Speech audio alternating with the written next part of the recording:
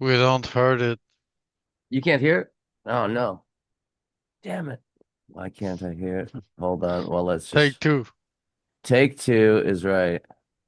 Okay, we'll go back to screen share and over here. And I'm sorry for the technical difficulties. And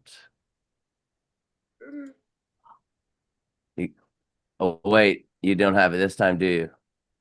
No. No, Ah, I can do it. we are this is the most unprofessional Got show it. in the land. Got it. You got it? Stop share. Second, I'll fix. I see what I did. I can get it now if you want. I got it. I'm good to go.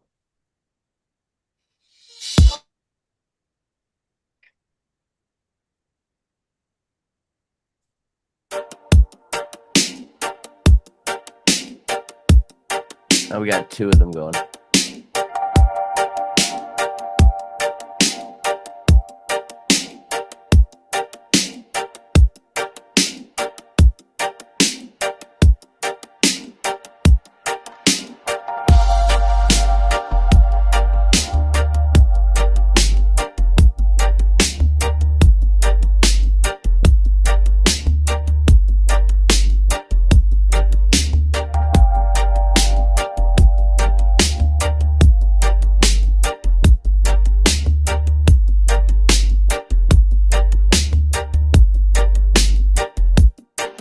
Dat Smoke Show. Smoke, smoke, smoke.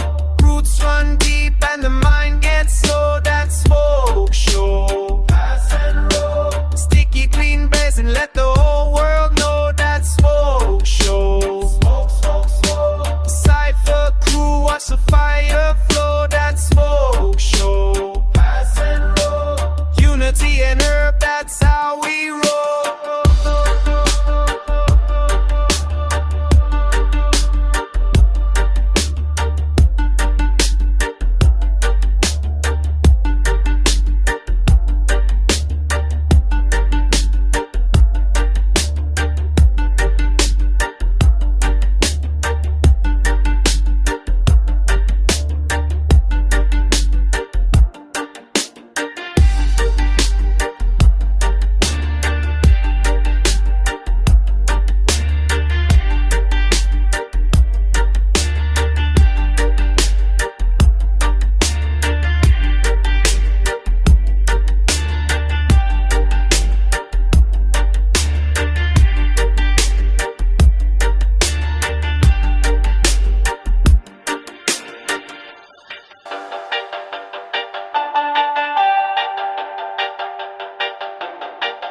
Blazing up, got silent smoke for nothing on it. Dub version, let the hook echo delay and reverb spin the vocals wide. Effects swirling, drop in and out over a classic reggae dub. Ooh. Instrumental elements graze the hook, but returns in space of fragment play. The wait for human gardens, blending them in taxes.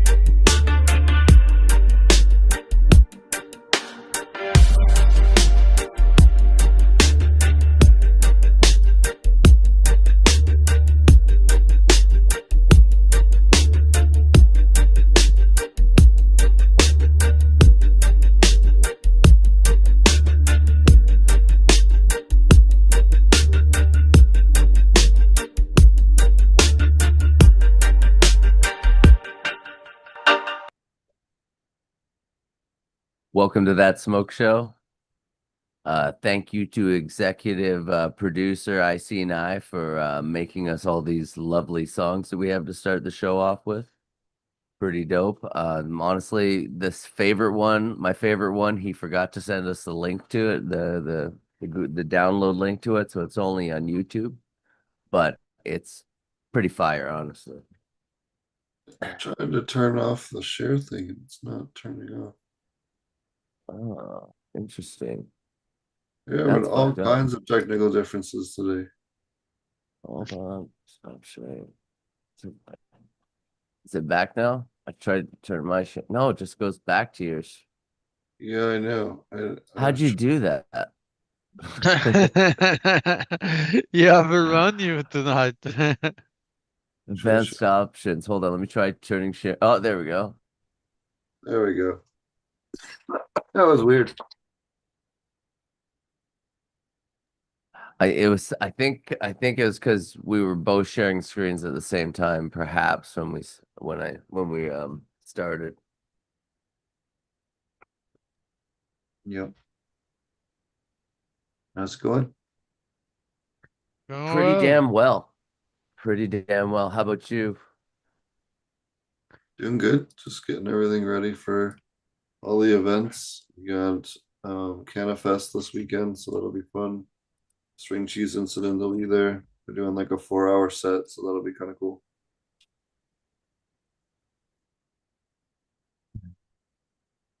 That's awesome. That's awesome. Some reggae bands too. They're pretty good. But yeah, it'll be interesting to see how it is this year compared to other years. I feel like industry is a little bit contracted, so there's like less. It's definitely in a weird spot now, isn't it? The whole cannabis culture is kind of in a fucking weird spot. Yeah. Like, I don't know, the fucking worst thing that seemed to ever happen was fucking legalization to us. Yep. Seems that way sometimes for sure. But I don't know. Got some cool Yeah, I stuff. mean, it's nice to not fucking sweat smoking a doobie walking down the road though too. I mean, that side of it is pretty choice, but Yeah, but you've been able to do that in NorCal for a long time. yeah, I suppose. Yeah, well, fair enough. I mean, fair enough. Yeah, it has been a long time. I remember the one that was the time that really killed me was when we had Stephen Harper in here as prime minister, and like it was going completely like it was the backpack days in California, and we were trying to legalize for the first time, and fucking Bush was like, "No, if you guys do that, we will cut off all trade with you." Yeah. And so they backed right down here. They were going to decriminalize right then, and it was that was They crazy. they did in 2004. You had the summer of legalization. You guys basically de facto legalized weed and I think that might only been BC, honestly. well, I mean Montreal sure as hell was that way because I was up there a Maybe lot I in that time period. So the cannabis, there've been two cannabis cup in Montreal. The Mm. second one had the police arresting Jean Bertillon.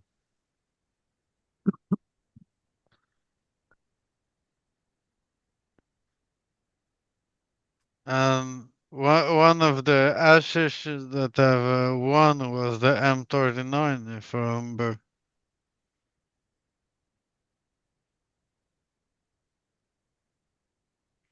So the M39 in ashish form was not that bad, they say.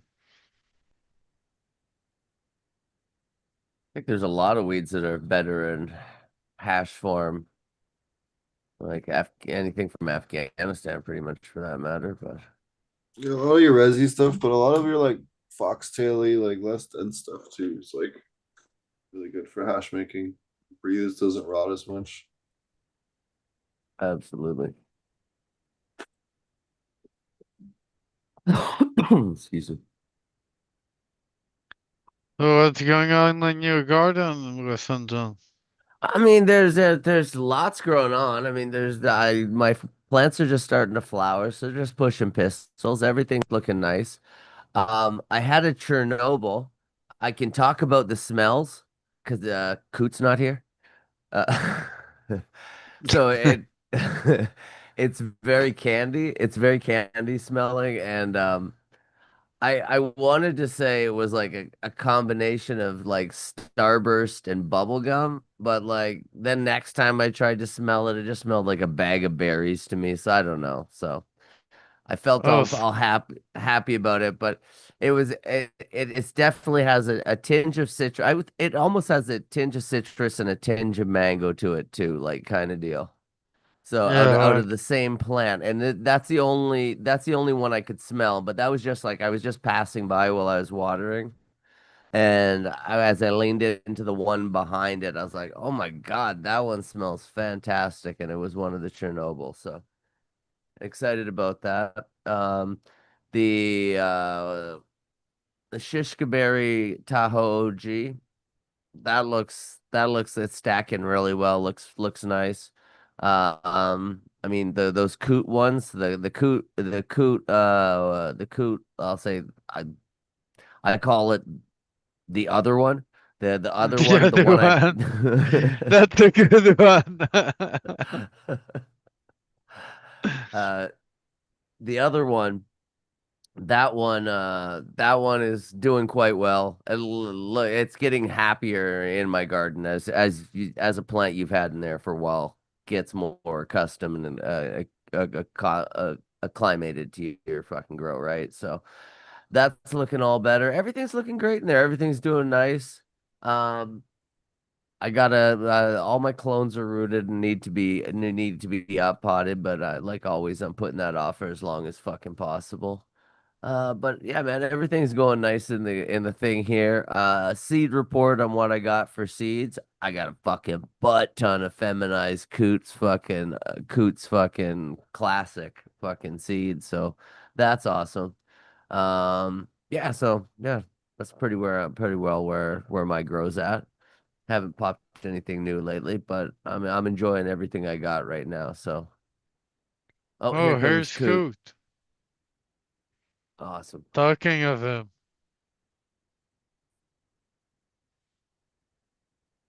Welcome, Jew.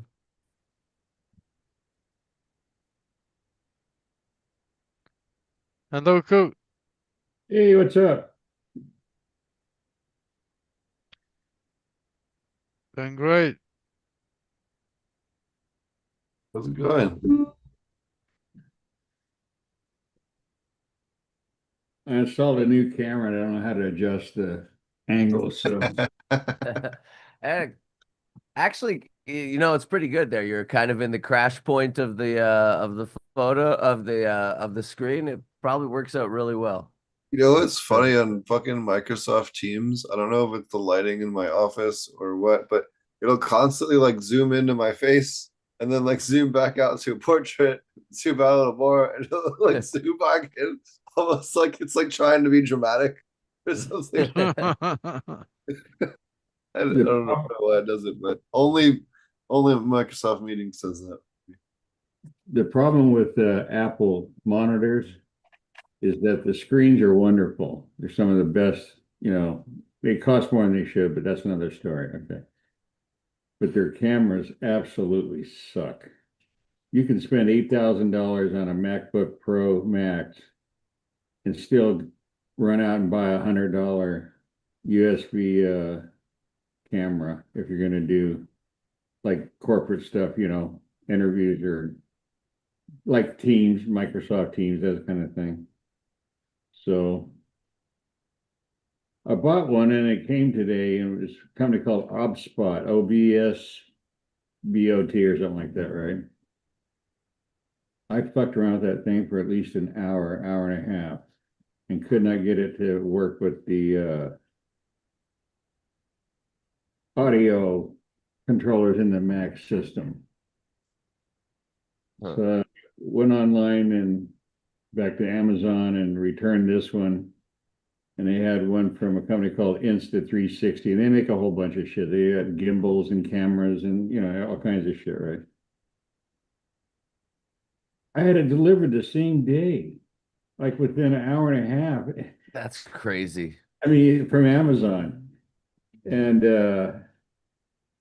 because I You don't got have that little green one on with the gimbal on the stand. Is that the one you got? no, it's here, I'll show it to you. Let me find it. You get a package an hour and a half. I can't even get one like 2 day. That's what happens when you live up on Murder Mountain, though. Oh, here's the exact one. I can put it in chat. This is the exact at the company's website. Their whatever. And I hope this works.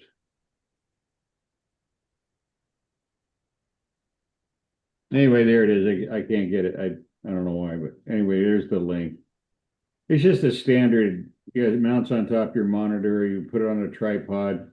It's got a universal what do you call it? A tripod mount. What is that? Okay, yeah. You know what I'm talking about. So Yeah. Absolutely. anyway, how can you for $109 delivered within 2 hours of ordering it? Sending Yeah, out and those are really good quality. Those have really good reviews. There's another one that they make that I was looking at that's a little higher than that. Yeah. And it has the automated gimbal that like will follow you while you're talking and doing demonstrations or whatever. Right. I Yeah. thought that was pretty neat, but it's an option I would never actually use. I'd buy it because I thought it was cool, and then I would just sit staring at me anyways. I just Oh, yeah. got that DJI, what is it, DJI Go or whatever it's called. It's the tracking gimbal. So they have just their like gimbal. Oh for yeah. phone. Right. I have that. Yeah, That's you what put I your have. phone That and one. you Yeah. got like an Android app and it's Yeah. got Bluetooth and all that, and it's pretty cool. So I Yeah. got one of oh, I can set it up and then it'll follow me if I'm walking around doing a presentation. It's pretty dope. The white Yeah, one that's you're awesome. talking about, right? Yep, the And- white one, yeah. And you pop Yeah. out the little tripod at the bottom. Yeah. Right. I got one at Christmas time. I haven't really used it, but the Flow, and then now there's a Flow 2. But anyway, it doesn't matter. So, but it's something I thought, okay, you have to look this up because I know you guys would know this name. She was really big in the 40s, 50s, and 60s. She was a comedian. Her name was Moms, like plural, Mom. And then the last name is Mabley.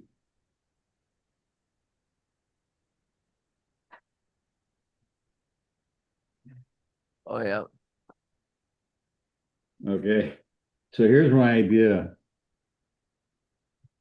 Because I went all in on this AI thing. Yeah, there she is. More the one in the middle there with the flower dress. That's how I remember her from the late 60s. Mom's maybe she was funnier than shit. Real raunchy, kind of speak vaudeville, So here's the deal.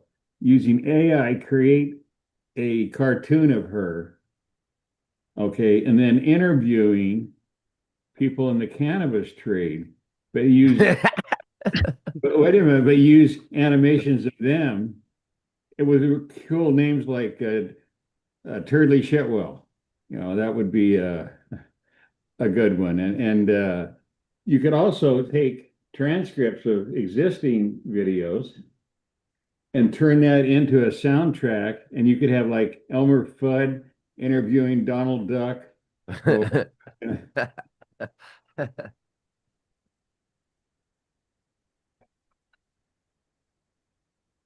I like your creativity here.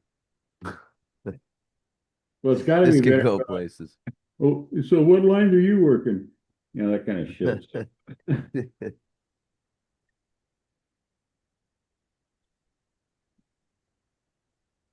God damn this.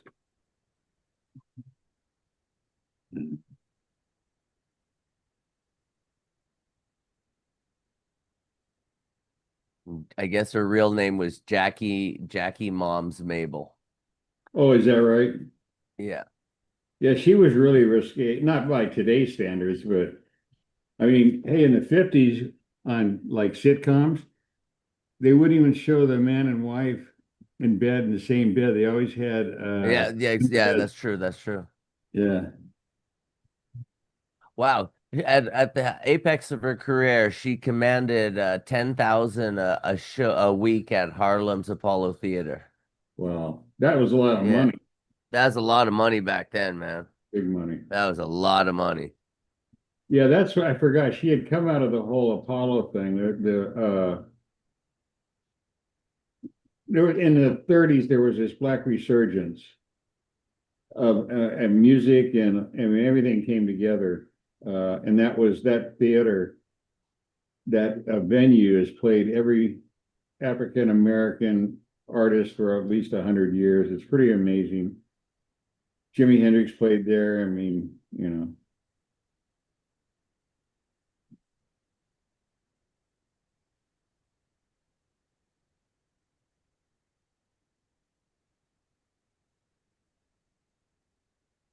What is new with everyone's grow right now? Oh, We that's cannot grow where I am, so sadly get nothing. okay. I already shared these with Garth, but I wanted I've said that's I haven't told you about that, Coot. I started those pictures as you send me now. I'm putting them up on Instagram as Clactamus Coot presents. I love it. And yeah, I'm not trying to take any ownership for them or anything. I'm just trying to but I've been putting them up on Instagram when you send them to me. And I'm gonna keep posting and I'm gonna post more of them now, I think. Okay, now That's actually the one I posted. The focus on Burma. all this because this is as close to a straight tie that I've ever had in almost 50 years.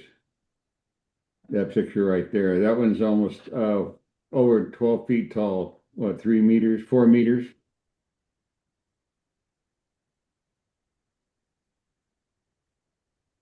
Yeah, that's amazing.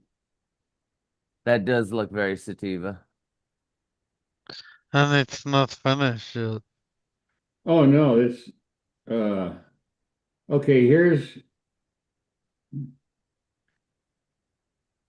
this is a different, well, it's not different, but it's a different pheno from that same breeding. There you go, check that one out. That's a tie.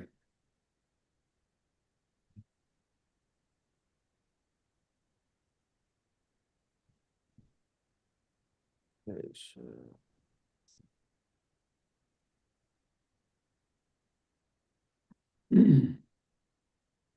Oh wow, she's packing on the weight now. Yeah, That's gonna be a monster. those are all mine. Those are being done for me, for my personal. Wow. So those are just air pots into the ground, looks like. Yeah, I love it. I love it. That's the best way. That's my favorite way. Have your fucking nice built soil and then fucking let the roots get into the real ground and run. Go find some water. well, I'm hoping that I can get this turned into some nice cartridges. You know, that'll be nice.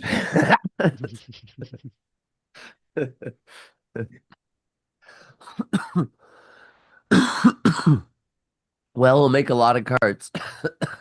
Yeah, no kidding. Make a lot of carts, I guess. Oh God.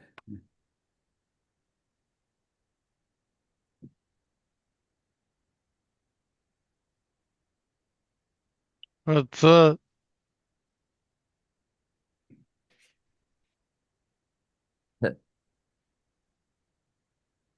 What do you got there, Potent?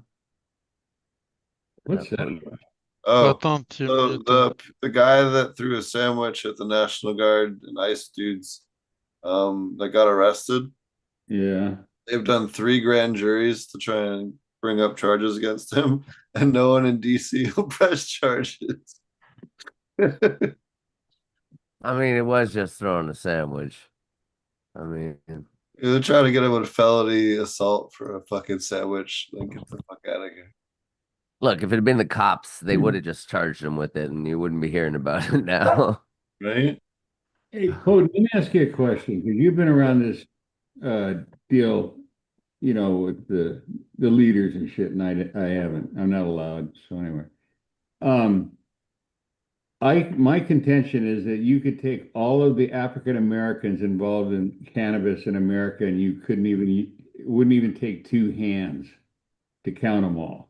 Is that pretty accurate? No, no, it used to be that way, but not anymore. Nowadays, there's quite a bit of diversity in a lot of states, especially eastern states. There's quite a bit of diversity, but even on the West Coast, like go down to any of the weed events in Oakland or like the Sacred Church down there, like there's a lot of places that are quite diverse, and then also like LA, you got quite a lot of diversity in the weed industry down there. There's a lot of, I mean, not so much maybe the big giant companies, but certainly a lot of Yeah. the smaller and medium sized ones. And then you also have a lot of equity licenses as well. So like California has an equity license program. Oregon, I think, is an equity license program. So a lot of states have equity licenses where so many of them are set aside as well, specifically for people that are, otherwise disadvantaged in some way. Should be put aside for people getting out of jail on cannabis convictions. They should have like 5 licenses per state, and it's like you must have served like 5 or 10 years for weed growing or something like that. I'll tell you something. I'd rather deal with ex-con than some of these pussies that have never grown anything. They show 2-foot plants, and look what I did. What'd you do? What? You grew a 2-foot plant. So what? You can get 6 grams out of your plant? Yeah, if I get 4 of them, then I'll have an ounce.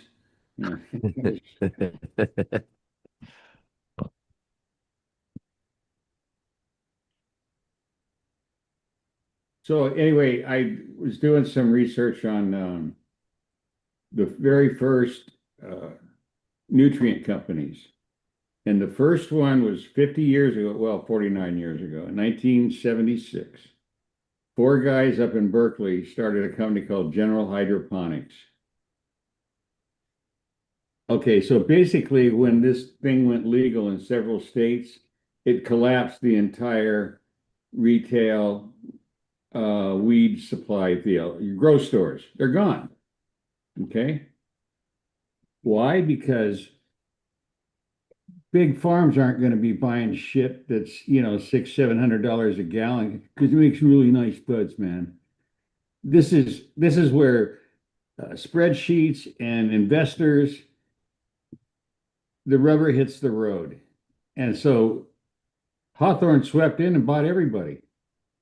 I mean, they fucking bought everybody, even the biggest distributor, Sunlight Manufacturing. They serviced, or what do you call it, supplied, I guess is the right word. They were the suppliers for most of the grocery stores around the country. And if you wanted to get something in a grocery store, you had to go through them. The guy was a crook. He was up here in the Northwest. Well, you know that he was slinging water in bottles. So All of it. I mean, just complete. Yeah.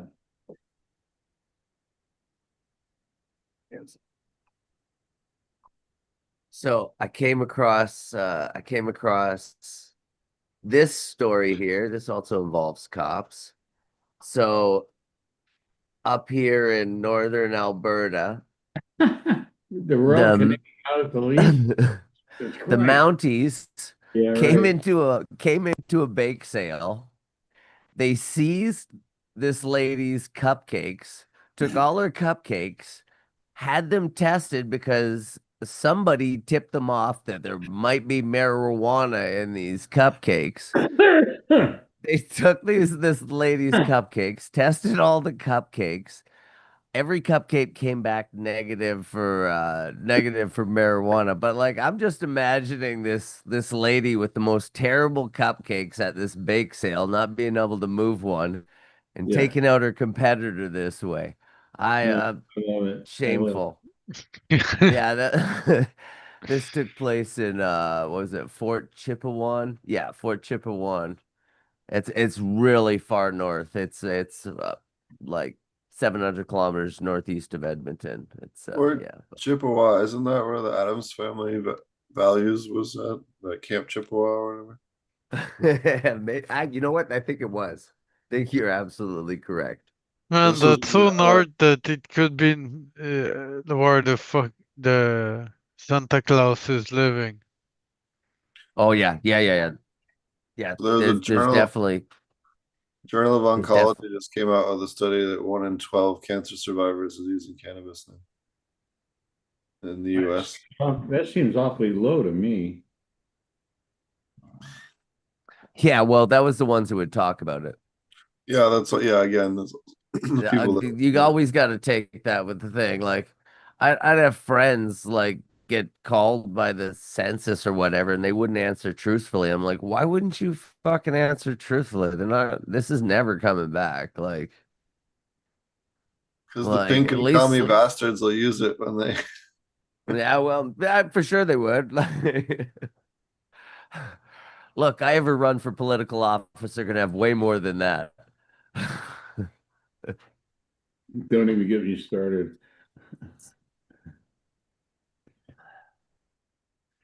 I love it when in interviews over the years, somebody had asked, if you applying for a job or whatever,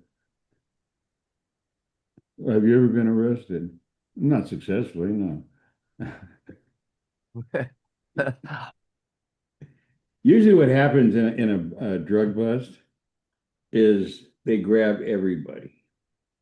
Everybody. All they need is one motherfucker to roll. Okay.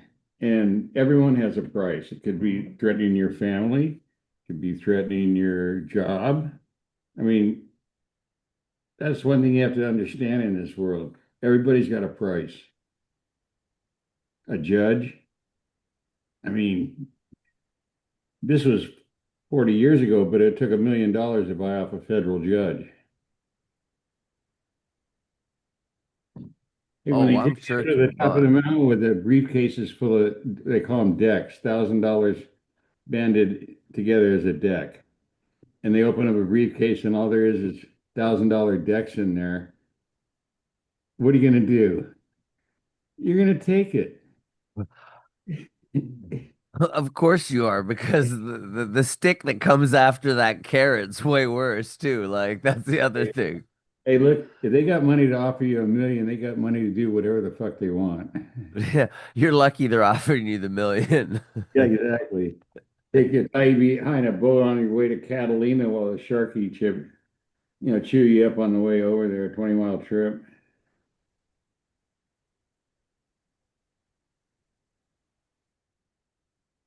You can imagine how much dope came in to Southern California beginning in the 70s because you're how far from Mexico? I mean, yachts go between Mexico and California all the time, fishing expeditions, all kinds of shit between Baja and LA. And it's really easy to get a boat in. I mean, come on. You know how many boats there are? It'd be like probably 10 times the size of Vancouver. As far as boats, I mean, the number, because you have starting in San Diego all the way up to north of LA, all it is harbors. Pleasure boat, boats like you and I would own, not ocean liners or anything like that. Well, yeah, there's that too, but I'm just saying what I'm talking about are the wealthy. Like little yachts, 21 footers and stuff. You could move a lot of stuff on those. Like that's probably the most efficient way to move So mounts. I had AI evaluate what a $3,200 pound in 1978, the price of wholesale Oh my goodness. for pie sticks. You ready? In today's money, 15,900. So basically $1,000 an ounce in a right. I mean, No, if you had the one and the growing knowledge back then that you have now, oh my goodness. Just imagine.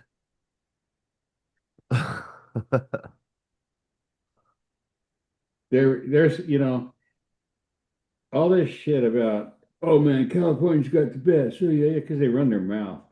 Can you imagine how much you can do in the Midwest when you can put your plants out in cornfields in between the corn plants and nobody's looking for it? Yeah, I mean, absolutely. that's just an example. Oregon.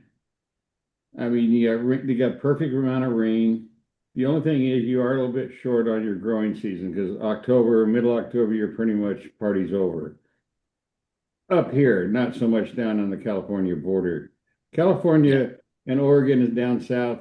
It's the same geography, same weather patterns, blah, blah, blah. So, but I remember, God, in the 80s, they had this thing called CAMP, Campaign Against Marijuana Planting. Yes, yes. It was like a war zone down there. Helicopters everywhere. Fucking. Yeah. Flyovers. Yeah, they were Nixon, and Nixon was pretty serious. Oh no, this is Reagan. This is well, that's really just a Oh, same thing. continuation. Yeah. Yeah. The difference without distinction, or a distinction without a different animal. Well, Reagan was a puppet where Oh, yeah. Nixon was Yeah. Reagan was placed in there by George W. Bush Sr., I would think. That'd be my guess. Well, Nixon put Bush Sr. as the ambassador to China. This is like in 72. I mean, here's my read on things. I think I told you this before. For most of history, you had two empires that pretty much controlled the world, India and China. And now they're kissing and making up, thanks to our President Orange hair, okay? Things are just kind of going back the way they should have been, or could have been. When I see videos of what's going on in China and then I look around the US, we're fucked. I mean, yeah, shipping and shipping, transportation, infrastructure, cleanliness, quality of life is really improving in other parts of the world, and it seems to be declining here in the West. But I'd like to move out of the country, but anywhere I want to go, I've got the language barrier. Even Canada, I don't speak Canadian, so. Well, all you gotta do is end every sentence in A, and you got it. Like, wait a minute, there's a YouTube channel you probably know him. I'll get the name, but anyway, he's a content creator. He's older gentleman from Canada. I swear to God, I could be in the kitchen, and as soon as his video comes on, I know it's A. Everything ends in A. It's funnier than shit.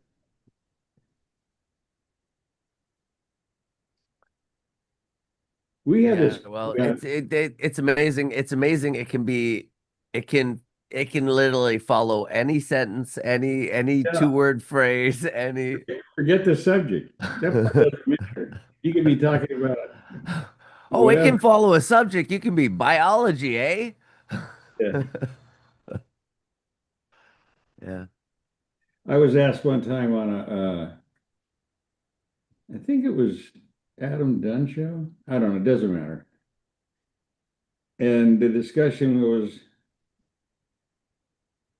who else was on there? Oh, the Rev, the guy with the layers and dikes and spikes and all that shit. And then our fearless leader, Kyle Cushman, Mr. Strawberry Cop or whatever. Former editor for High Times magazine under the tutelage of Danny Danko, the publisher. My favorite was when he retold the story and he I bred it up like he somehow took this clone from some kid and then it wasn't good enough, and then he worked the clone up somehow to make it better. That like he literally said it in his video, and it's just like, what? No, you didn't. He grown it better. You grown it better, absolutely. But you didn't work it into something better. It was the same thing it was. Like you didn't change the genetics. It's That's like, what he claimed, that he grown it better than the guy that gave it to him. oh, for sure. I'm sure he did. I'm sure he But did. He that, probably had more experience. For sure, it probably came out better. Yeah, the greener the thumb, absolutely. yeah, The more the farmer's shadow, you know. The cannabis deal runs on a lot of myths. All right. It does. A lot of mess, a lot of BS, a lot of marketing, a lot of slick talk. Like there's a lot of snake oil salesmen. And you know what the biggest myth is of all? I mean, we all know about the fertilizers and all that shit. I mean, yeah, insane. It's just stupid. But the biggest myth, and the one that drives the whole circus, is the myth that somehow somebody's capable of creating a seed and replicate that a million times exactly, and you can't.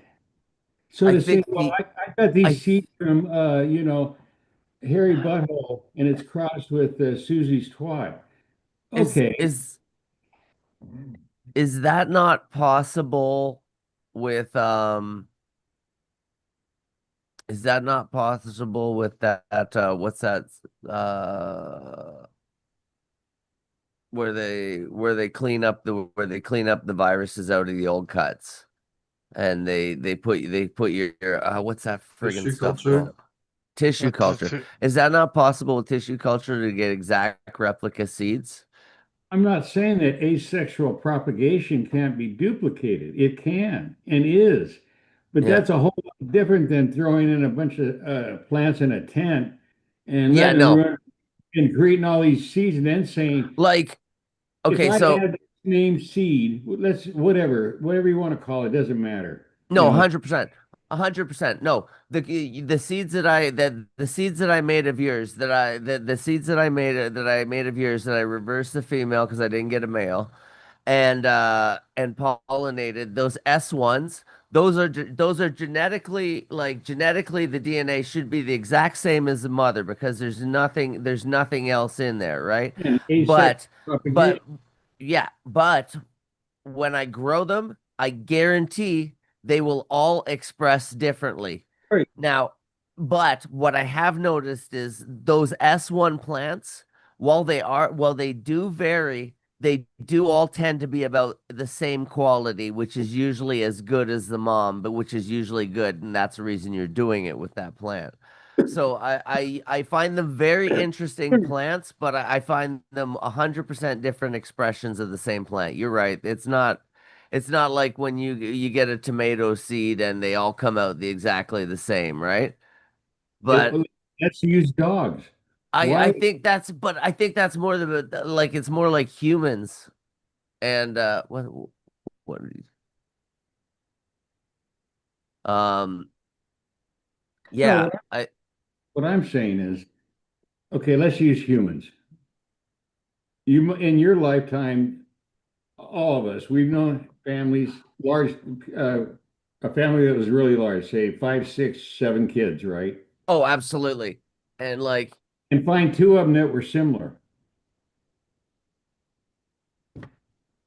well Okay? I can pop up pictures of my kids and like I got some that are super similar. Well, you know what I'm saying. I mean, Yeah, but I know in what you're saying. But intelligence, then I also have ones that look very different on the spectrum too, right? So like, yeah, but yeah, there's more they're people. never the same. Anyway, that myth that I can sell you a seed and it's going to do this, and I guarantee No, it, it's a it's no. absolute fucking horseshit. And it's embarrassing that some of the claims made are just beyond the pale.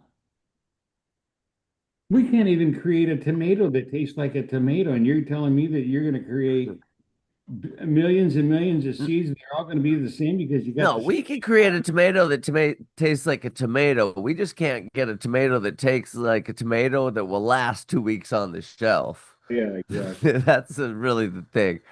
It's that it's that thing where where like whenever you reward one thing on a like so you make the animal smarter, it's not as strong. You make the animal stronger, it's not as smart.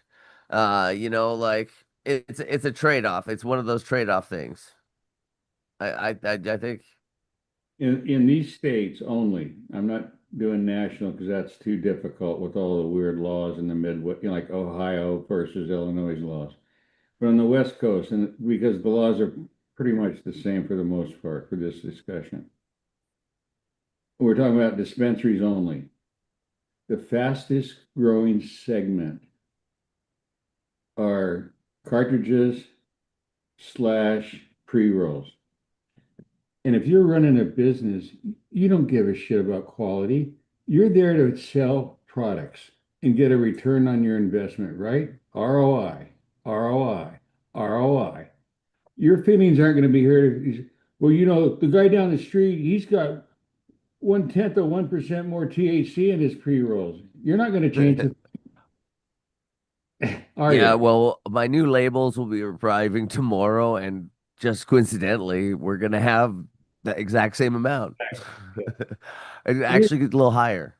I mean, look, you know how many billions of dollars the cannabis industry is right now? We're not even done growing yet. I mean, in terms of legal these dispensary bullshit. Okay. Hey, you were around when everybody went to Oklahoma, man. They're going to make big bucks, man. Oh, fuck yeah. Now we can plant 5,000 plants. Uh-huh. Let's see how long the state legislature leaves that one alone. Same thing here. I mean, it was a gold rush. 2016 when it was like, all right, go, here you go. And they raced and they ran and man, they consultants and we're going to try this line and that line. And that's when the Bokashi thing started. And then the enhanced microbes and the price dropped 80% in the first year from 2,400 down to under 500. And now we're down to 150 a pound. 150 as on giving it away. That's what we paid 56 years ago was $10 an ounce.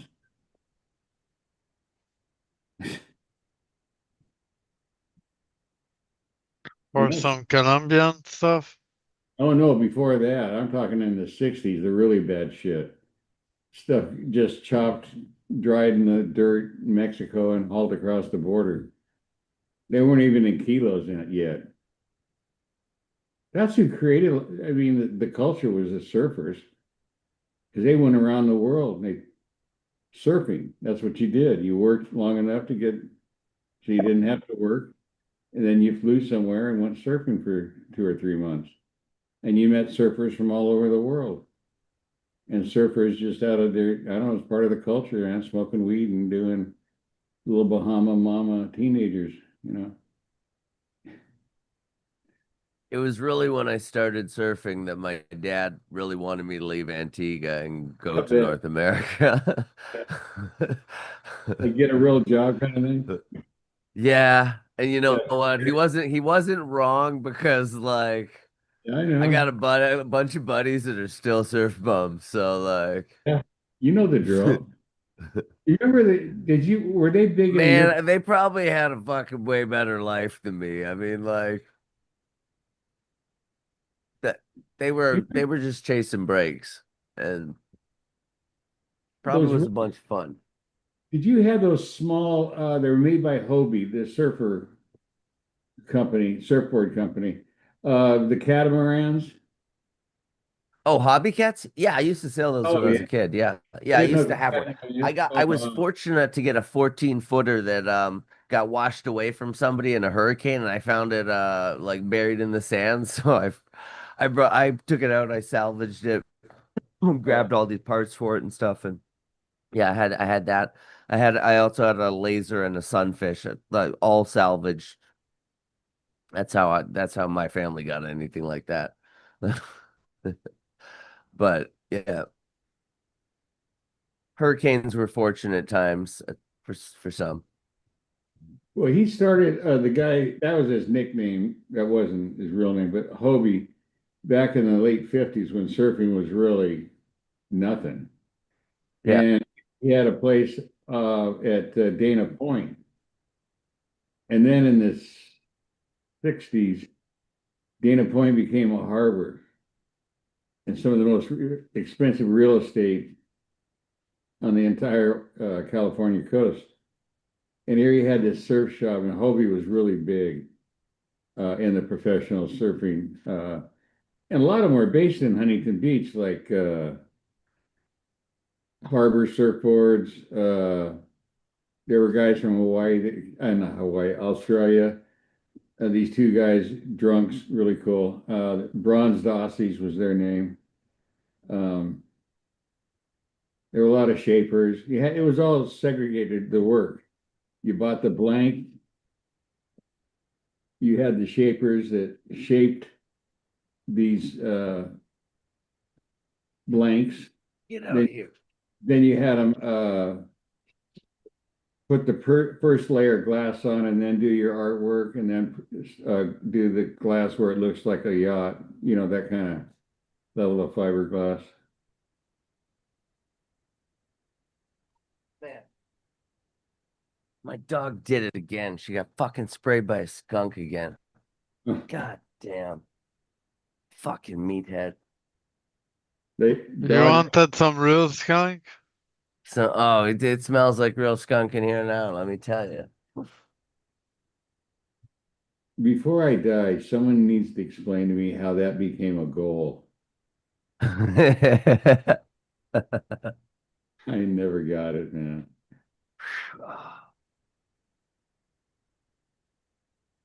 I'm gonna go wash my hands. Give me a second. Skunk. What do you put? There's something you put on dogs to get rid of the smell. Baking soda. Is that it? Baking soda? Yeah. It helped. No, Baking soda and vinegar. This stuff right here. What is it? It's called skunk. It's called Workout? Knockout odor eliminator. It's fantastic. It actually like kills it immediately. Means the smell, not the dog.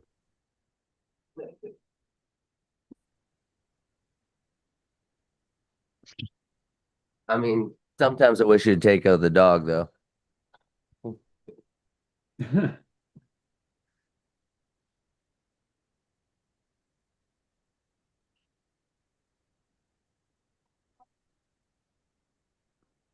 I think that green guys have come for a couple minutes, but they've quit, I guess. Maybe you're gonna come back later on. Who's that? Green guys.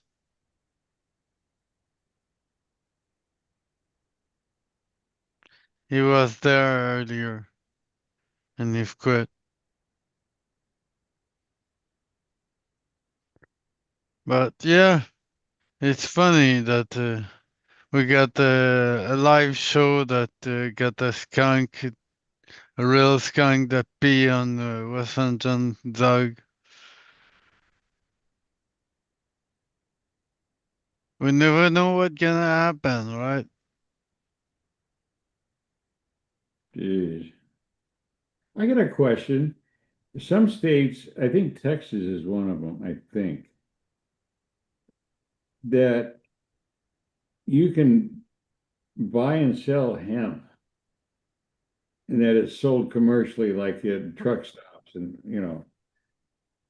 my question is, I know that people smoke anything, so that's another issue. Is there any kind of, why would you smoke hemp? For the CBD. CBD, Oh, only reason. Okay, all right, I didn't, okay. And otherwise, You have THCA hemp too.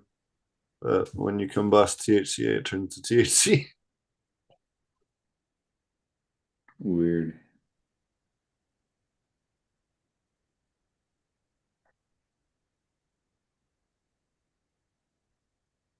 Oh man, that fucking. I don't know how they stay in business. I mean, we're only 4 million people in the whole fucking state. And there's 1,000 dispensaries. In a state where you can grow your own legally. Yeah, that's the crazy thing to me is that the like people don't grow, but it's infinitely cheaper, but I just don't get it. And better. Yeah, I And wish I better. could. Hey, listen, if you're running a farm, and I mean a farm, okay, big license was, I think it's changed, but it was 40,000 square feet, which is, for this discussion, kind of sort of 3/4 of an acre. That gives you a frame of reference. I don't know how many hectares are in an acre, but anyway, you get the idea. And let's say, and you're going to infestation of something, powdery mildew, some spider mite, whatever. Do you think that crop's going to get cut down because we have to use some poison on it? If you're going to sell it to a broker that's going to spray it with terps and terpenes to make it taste like something good and turn it into pre-rolls, do you really give a shit? Of course you don't. I mean, obviously, these high quality people are remediating all of those terrible things out of there, and it's Love that word. Oh, we're going to remediate. Oh. we're gonna filter it 6 ways to Sunday. Oh my We're gonna God. pour it through tea towels, coffee filters.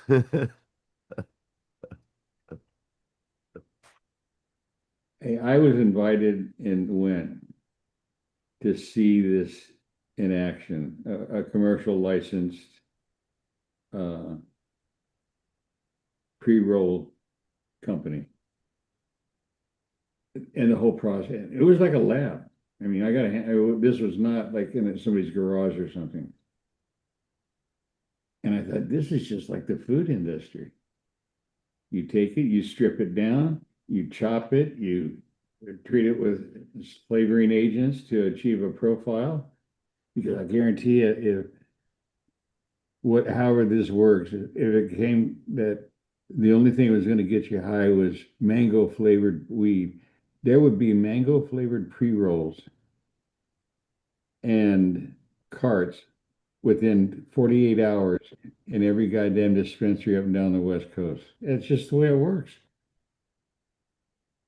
Well, let me tell you that I get a lot of young fellas that get their stuff at the stores and they'll bring it around, and let me tell you, they've been coming with the most disgusting things. They're like, first off, they don't know how much weed should cost. Like, so they'll get these eight of these little pre-rolls that maybe have like, I wouldn't even say point one, point two. They're like the tiniest little things that I've ever seen. And they are just disgustingly flavored with artificial terps that taste like they like I I literally had to tell them like, don't bring these for me. I'm like, I appreciate you trying to share with me, but like this is what we're smoking when we're here because we're not having that. That's just fucking gross. Like it's really not enjoyable, but I mean people are buying that shit. Like and they're like, "No, no, you got to try these. I only get these once in a while. This is a special treat." A special treat. It's like, It's the strive Well, toward that's true. mediocrity is appalling to me. I don't get it. I mean, like that's why that guy who had that weed should smell good campaign, fucking, he had some good points.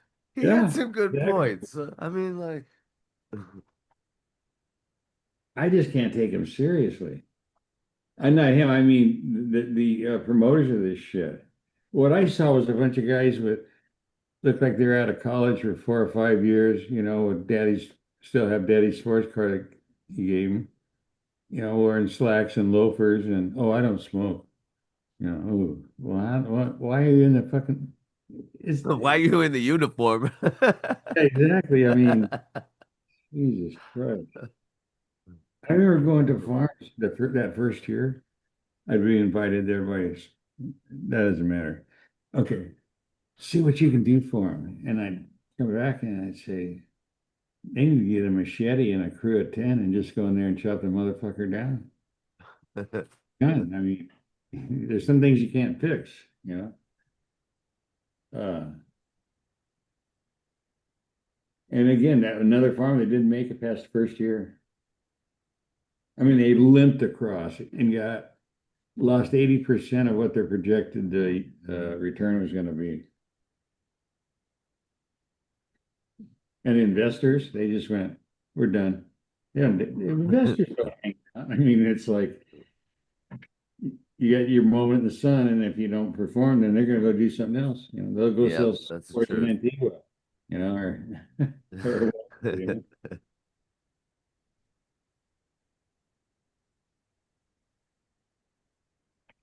I never-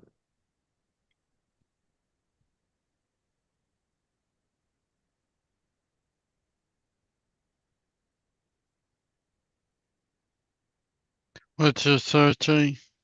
Oh, I never brought up those hobby cats that fucking. oh, they were so much fun. Oh, they are great fun. They They were are. the real deal.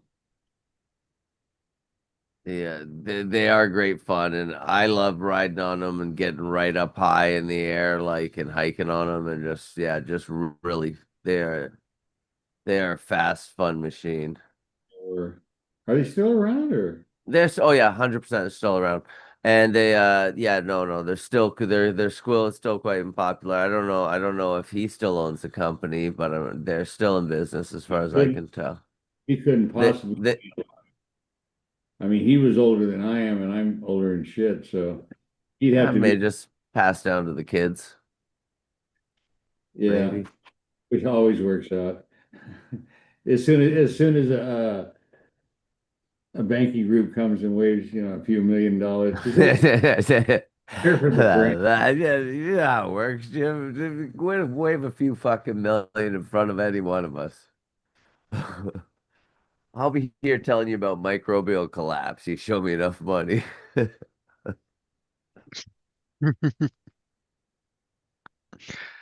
I ran. What, what's your price, Wessendon?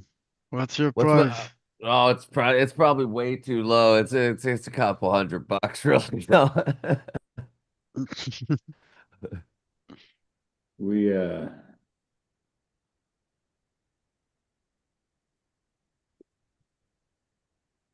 I was blown away when I did this whole research thing on the history of the grocery store products. So Th- This is gonna be the biggest chapter in his book by far. Like, when you get an AI, there's levels, okay, and the level of, for example, some of them work really fast. That's the ones that are free, but you can't do like in-depth stuff. And then you have different levels of paid, and it can run all the way up to for the big ones like $200. And if of course if it's Grok, Elon Musk's deal, it's like $30. No, 300 a month. Okay, for the It's 300 a month for that shit? That's insane. well, no, I'm talking about, that's what was kind of my point. It's not going to be for everyone. It's for people who are doing genuine academic research where you have to go through 1,000 studies and be able to tie all that information together. It's not for, oh, what's the best restaurant in Medford, Oregon, or something like that. You see what I mean? It's okay. Some people only need a Honda, like me. I only need a Honda. I don't need a Ferrari. Okay. So that's where it really is that level of difference. Anyway, so I broke it down. Of all there were over 200 companies that specialized in cannabis between the years of 1976 and its eventual demise around 2015. And the biggest thing is that the legality and decriminalization, at least in the United States, meant that more people were going to grow, right? And they sought out, not everyone's going to go spend, $750 on a gallon of water. Only somebody that's got some really serious mental health issues. Or credit cards. That was the big one, man. Around 2008, right before I had read too much High Times. I'd also been exposed to Jorge Cervantes. I don't know if you know. I was exposed to his grow videos. Right here in Portland. I bought my first slice for that little clown. He's a little his real name is George Van Patten. But when he came and I'm serious, and when he came to Portland, if you look at his books, the old ones, his name is George Cervantes. Okay, so after DEA took down all those stores one day on a thing called Operation Green Merchant, he left for 7 years because the statute of limitations under the U.S. legal system, unless it's murder or a capital crime, if they don't get you in 7 years, you walk. Okay, so he was gone for 7 years. When he came back, now he was Jorge Cervantes. Oh, for that thing going on. Oh, Puta gringo. Hey, Pinche gringo. There's no Mexican George Van Patten. I mean, he's a short Dutch guy, man. I'm telling you. I bet she's not even 5'8".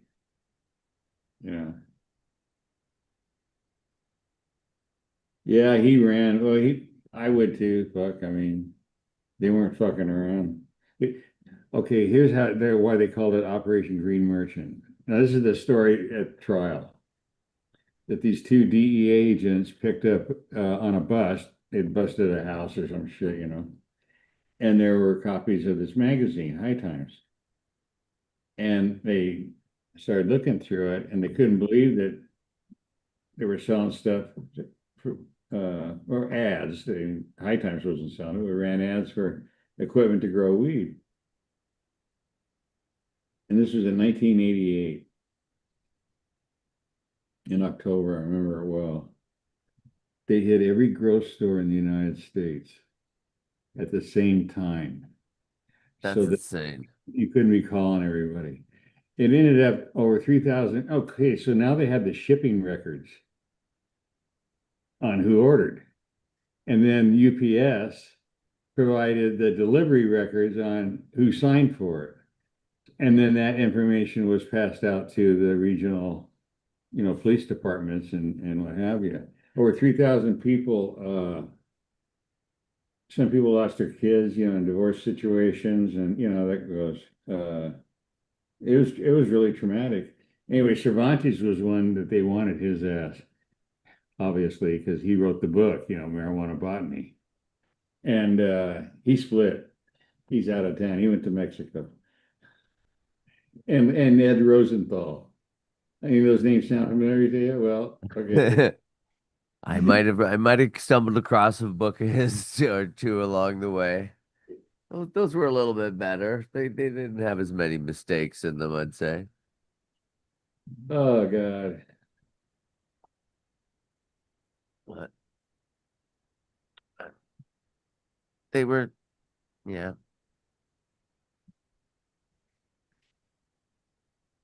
They were what we had back then, though. That's all I had.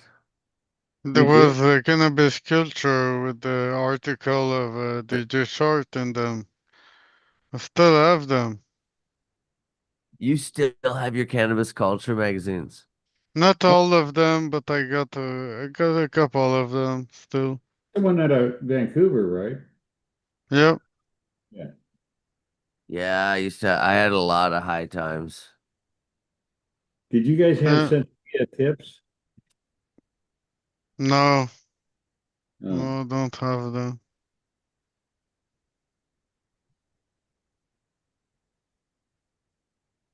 he was another one that got, it was fucked up, boy.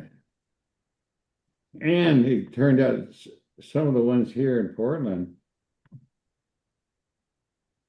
I mean, basically rolled over to avoid prosecution. I mean, that's Oh, what I they, mean, I believe it. A lot of them weren't fucking criminals, and like you you get under pressure the first time, you're gonna give away some stuff.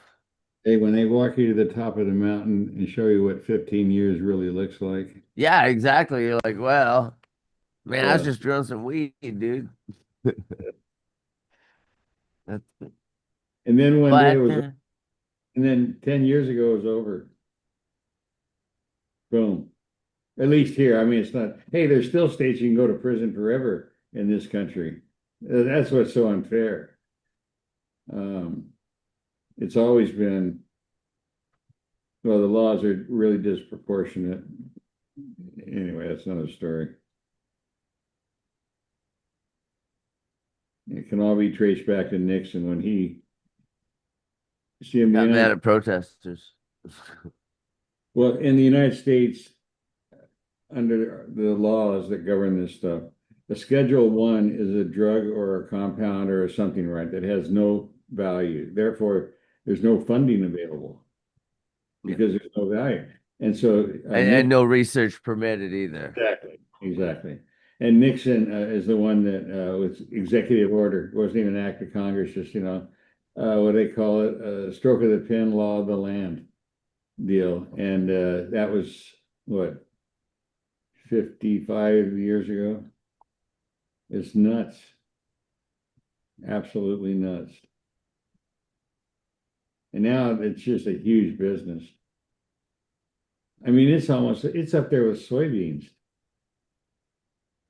And imagine if, okay, let's say every state we got 50 of them. Well, 51 according to Trump. Coming soon, coming soon. I uh, mean, there's a lot of people that aren't opposed to it up here. Just saying, where I am in this. uh, And the funny thing is, they call my province the Americans of Canada anyway. So I mean, anyway, I don't want to get into that. I'd rather go live in Lima, Peru. But anyway, wow, that'd be pretty cool too. yeah. And it's one of the remaining, they were the first, there was Bolivia and Peru. This is going around 68, 69, 70 when the cocaine thing just started kind of, drifted in. And there was, I forget which one was which, but one was like Bolivian rock and Peruvian flake, or maybe it was the other way around, I wasn't a coke guy. And I just found out, looking for some information, that Peru is one of the larger producers of cocaine, but almost exclusively, majority of their stuff is legal trade, because there is a lot of medicines and cultures that use. Yes, absolutely. Yeah, so Yeah. with obviously Colombia, that's still the epicenter.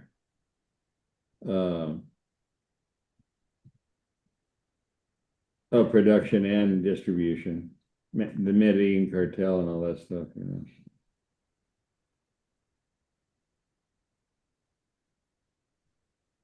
It's not funny, but it's ironic to have watched some of the really big when you got a reputation, you fucked up. If people know who you are, okay, and how many agencies around the world besides Interpol want your ass, for their justice system. You got to understand, man, when they want you, they're gonna come and get you. They get you. They get you. They find a way. Remember when they went in and grabbed Marcos out of Panama? I mean, it was Yeah. forces. I mean, it was hardcore shit. They had satellites watching Noriega's house. Yeah, exactly. Jesus. Yeah. Yeah, that was crazy. That's why I could have never been part of that Northern California scene with the helicopters. I mean, it's like Vietnam. Chopper sweeping over the hill and Yeah, that's crazy. It's crazy the lengths they went to against their own citizens. Like, let's see if I can. Yeah, like I know you don't like them, but I gotta say, it fascinates me how well Carney gets under Trump's skin on a daily fucking basis, man. yeah, but he literally is he's bended and bowed to Trump though. Like he's literally he's literally I don't know. He said he was gonna elbows up and hasn't done a bit of that, and it's all been I'm sorry, Mr. Trump lately. I don't know. Have you Maybe he's heard that getting maybe he's he lowered some of the tariff? like 80 like something like 85% of them or something. Yeah. Yeah, I mean The counter see the thing tariff, is I mean. Trump had to make a deal just as much as Carney had to make a deal that you do so much business with us, y'all will be out of stuff in a week. Like, you'll need more of our stuff. You're going to want more wood. You're going to want more aluminum. You're going to want more steel. You just want a better price. So, I mean, Still, but this is where the whole thing gets all fucked up. Is that there's this myth that Trump's tariff is causing Canada to spend a single fucking dime. no, that's not. Customers in the United States. So it's a tax on the American people. They're the ones that pay the fucking tariffs. Corporations only have one thing in mind. You have to make a profit. You can't let your stock drop. They're not eating the tariffs. We are. Yeah, Okay, no, that's the truth. just take the aluminum deal. That did to a 6-pack of everything that came in aluminum cans. I mean, we're the ones that are getting hurt, not Canada. That's what this thing, this is really Trump's going to table. Canada's not spending any money. And here's the other thing. Before the tariff shit started with Trump, 95% of all the trade between the US and Canada is tariff-free under what used to be called NAFTA. Yeah, like that's what I didn't understand. Like Exactly. for me, I would have just been like, okay, we'll pay, but then I would have sued you in world court. And when you got when when you lost in world court, you would just wouldn't pay. I'll send you a link. This is Donald Trump's own voice. No, not voice, him. All right, being interviewed. And they're talking about tariffs. And here's his method. Okay, you're in Canada and you're a wood broker. Okay, and I'm a builder. And I order Canadian wood and I have to pay more for it to the federal government, not to Canada, to the federal government, okay, because it's a tariff. And this is going to make it more expensive for Canadian lumber. So that means we'll cut more trees down in the US. See, or ball bearings or, widgets, whatever the fuck it is you want to talk about. Okay. Do you think, and I don't want to get into that. Just think about that. Do you know what it takes to build an iPhone? Have you ever seen the labs? a lot, and like to expect that to even be moved and built in fucking 4 years is ridiculous. So Okay, copper. Canada has, you have to take copper and do something with it to turn it into a product. Okay, before that, it's rock. It's a mineral out of the earth. All right. And anyway, it would take the United States, if they started today, to build the infrastructure to process copper ore, because we did copper in the United States, down in Arizona. I mean, for like a century. This isn't anything new, but it would take 8 or 9 years to build the factory. This is his plan. We're going to put a tariff on copper. I mean, it's in every computer, every car. There's like $150 in every Tesla worth of copper, just copper. I'm surprised that's all there is, honestly. Like, I'm sorry, pounds. I'm sorry, pounds. Excuse oh me. yeah. Okay. Excuse me. Yeah. I mean, this doesn't work. I, I agree. I agree 100%. It doesn't work at all. Totally doesn't. One thing Carney has done is he's cut deals in Europe and in Asia with impunity. Uh, Dealing direct with, yeah. He's pulled some shit that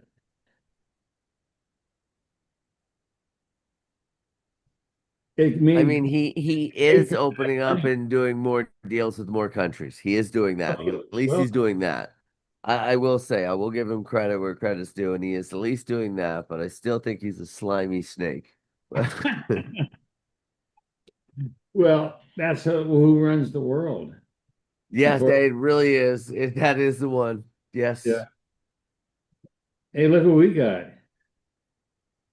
I mean, Jesus Christ. Yeah, fair enough. I mean, But some of us that have watched this in our lifetime, we saw the United States implode, Vietnam War in the late 60s. I mean, there were riots in every city, a major city across the United States. And I mean, it was really powerful stuff. Some cities never returned. yeah, that is true. It's true. Man, this place just reeks of skunk. Fuck, does it stink in here? What kind of dog you got? Saint Bernard. Oh, cool. And I don't know, this must be the sixth or seventh time she's been sprayed by this skunk. Like, we have a huge green area behind the house here that our yard backs onto, and I just leave the gate open so she can get in and out as she pleases. And like, which is great because she goes and does her business all out of the yard, and I don't have to pick them up, right? I mean, but this skunk, he lives out there somewhere, and they interact a lot, and it's becoming a problem. Hey, you mentioned something I got to ask you about because I haven't been there in, I don't know, 8 or 9 years. Instagram. So I was told, or I heard, I don't know, whatever, that maybe there's even potent said it, that there's a lot of video. Oh, Uh, it's all gone to reels. It's very much like TikTok now. okay. It's very much like TikTok now. So there were a couple not organizations, companies that manufactured products for the cannabis world that had this like ultra faithful following, like the what do you call it? Influencers. All Here's right. one of my ones of yours put up on my Instagram. Oh, cool. Yes, yes. Pretty nice, isn't it? It is. It's a beaut. It's a beaut. And 70 likes. So it's not bad. Not bad. That's gonna make some nice buds. Yeah, absolutely. That's gonna be really, really that's gonna be really probably really exciting, different.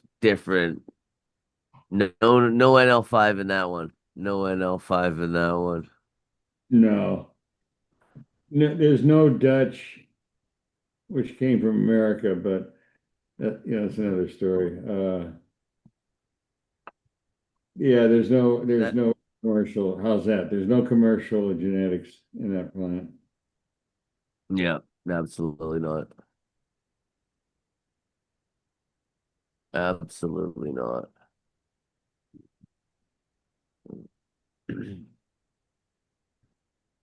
You got to do something. So. Hey, is this a U.S. thing, or I don't know what the right term is? When I hear the word hash, I start laughing when I realize what they're talking about versus hashish from Well, Uh, I mean, it's too bad that Evil Deadly is oh, you there? He had a nice piece of Well, hash. You just got a he has a nice piece of hash that he got from Canadian Bacon. I don't know if he wants to show that. so what's the one that's semi-clear?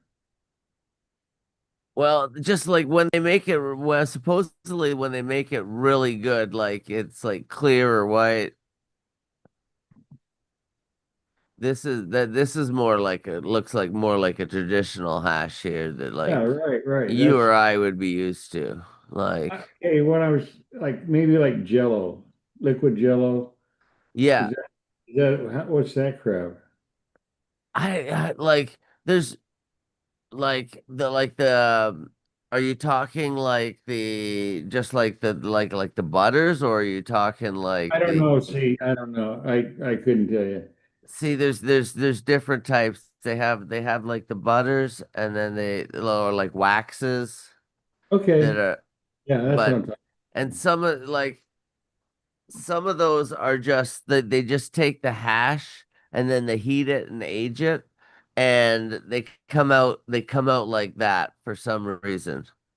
And a lot of people like today, my biggest complaint with the hash scene would be that they harvest their hash too early because they're all in search of this super white, like light hash, like it's the perfect they thing in the make world. rosin with it, no? Yeah, and they want it, but they look for a super. They want like a white or a clear. They don't want they don't want a yellow like a what we would consider a ripe trichome.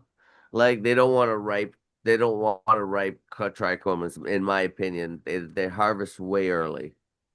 See right there. They should grow the one. It never. You never Well, that did. yeah, it would be the one for that. Absolutely. It would Yeah. be the one because that does not.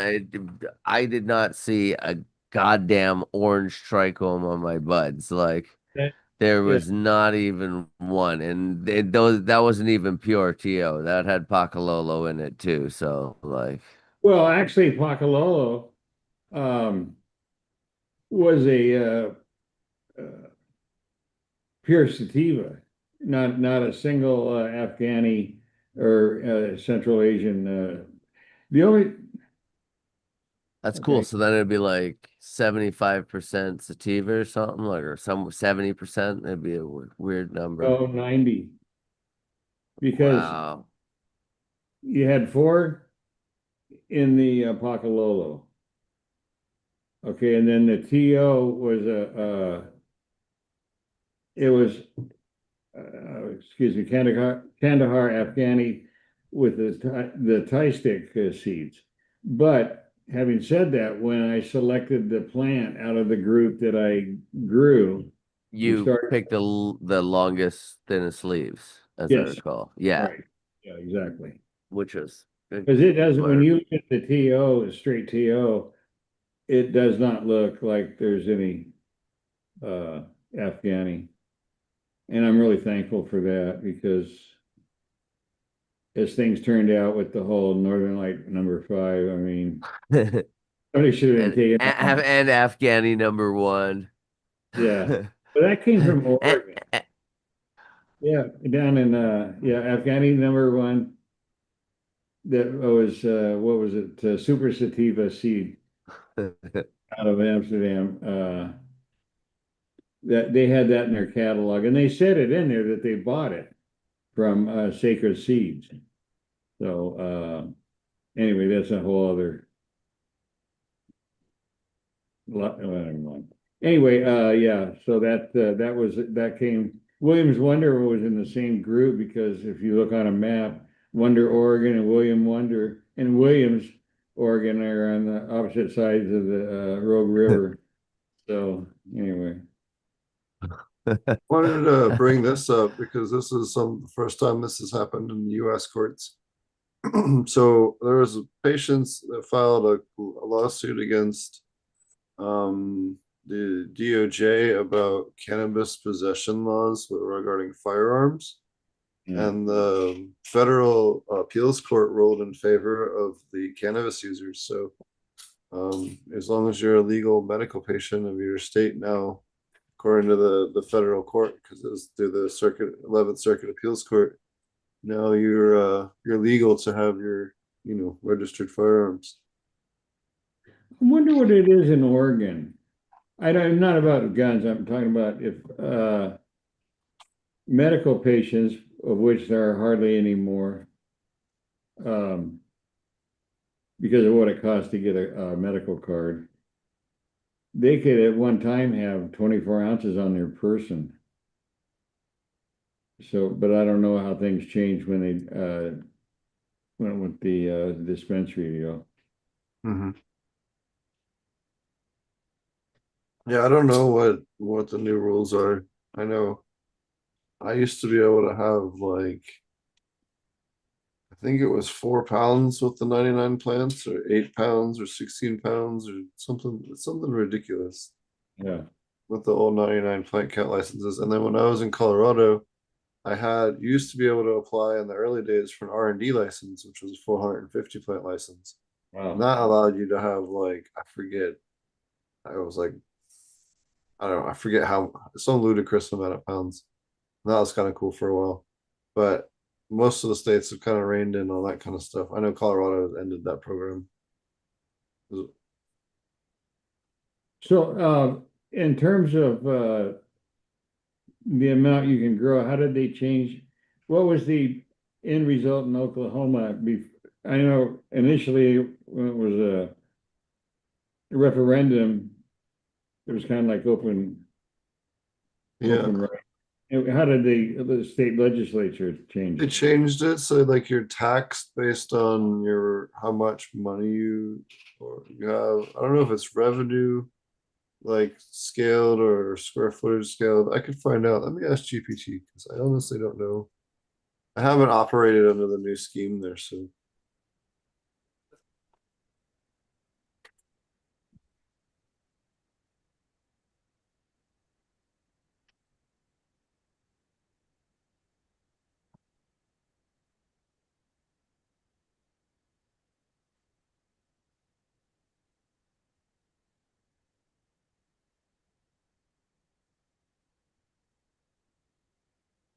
Yeah, Wes, I live in a town, the oldest town west of the Mississippi River, Yeah. and into the Oregon Trail, that whole story. Hell yeah. Yeah. And I think it's like 15,000 people. There's 9 dispensaries. 9. And all of them with the same shit. Absolute shit.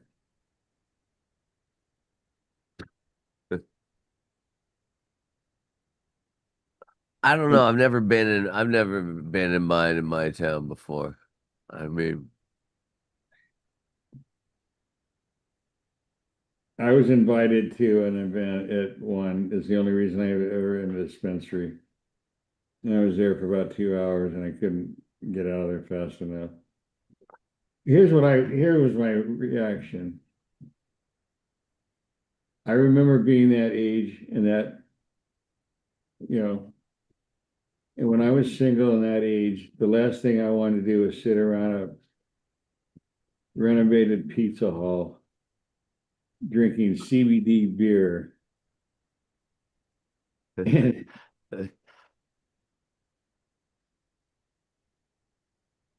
That would yeah, kill your buzz. I mean, that really just pathetic. And I mean, oh, try this one. No, that's all right. That's all right. Christ. Yeah. Even now, Amazon, you can buy terps and terpenes if you want to remediate your weed.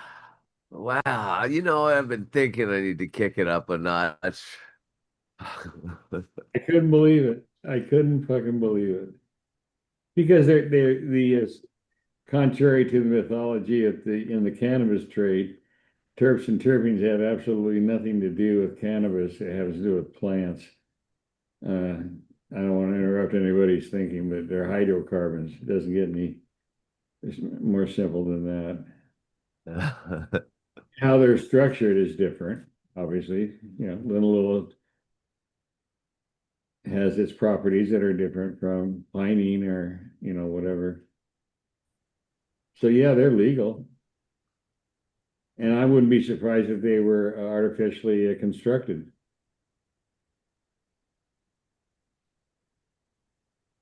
God knows who Russ is. Holy.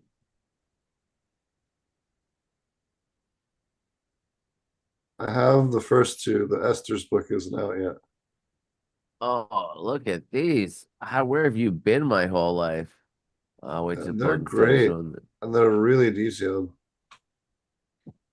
that looks pretty cool. So it explains all the different terps that's in, or 43 of them that's in weed. But then it also explains all the other plants that it's in. So that it's not really just a cannabis herbology book. It's more like a broad Because terpene book that's just based around the ones that are in cannabis. they have nothing to do with cannabis. They have to do with plants. Oh no, that's why I was saying they have all the other plants that same terpene is in. Well, linalool is found in cannabis. It's found in lavender. It's found in mints. I mean, I don't know how else to explain it. It's just another mythology in the cannabis trade.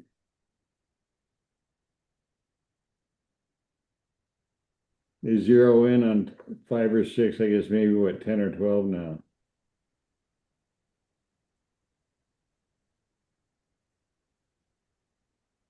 Trying to shoehorn everything into a marketing scheme. And it just pays off in really bad results.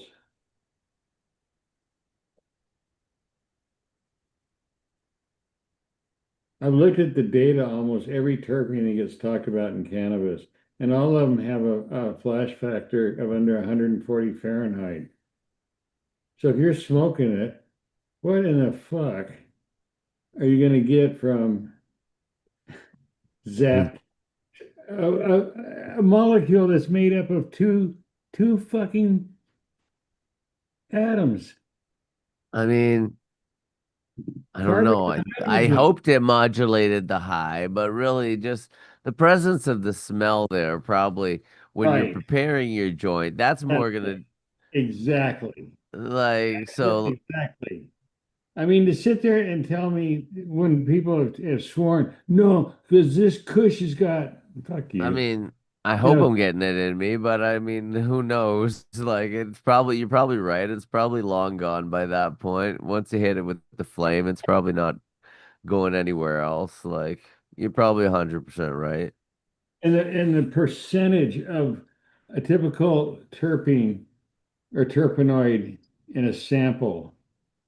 I mean, you have no idea what minuscule means in the whole scheme of I things. mean, but it must work to some extent because you do notice that sometimes different weeds do hit you different and stuff. I mean, So it must modulate the high in some I way. didn't But say that. I'm just saying fair enough. what you hit it on the head. It's the smell and of the experience and busting it up. Yeah. It adds to the experience. Yeah, absolutely. Absolutely. As well as I think it does in some way modulate the high a little bit. But Not then getting again, like it's like set and setting, right? Like somebody will be like, I went to Morocco and I had the most incredible hash there. And it really, if you got that hash here, it would have been only B or C hash. Yep. But like you're in Morocco, you got it from these guys off the street. It's super authentic to you, you know? And guys, I mean, if it involves a woman, the experience, that night on the beach and, a bottle of wine and oh, man, it was like the best sex I ever had. No, it wasn't. You know, Jesus. The myth, you know.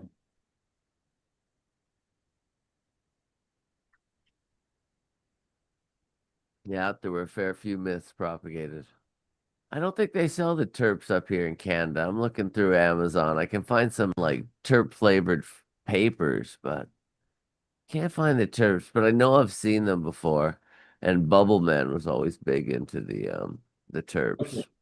There's a company that makes vapes, and they're like a giant, Jude or something. Uh, Jewel. Is that okay, they are one of the biggest suppliers of these. They're not artificial; they're just harvested from other plants, or they don't have any licensing problems or legalities.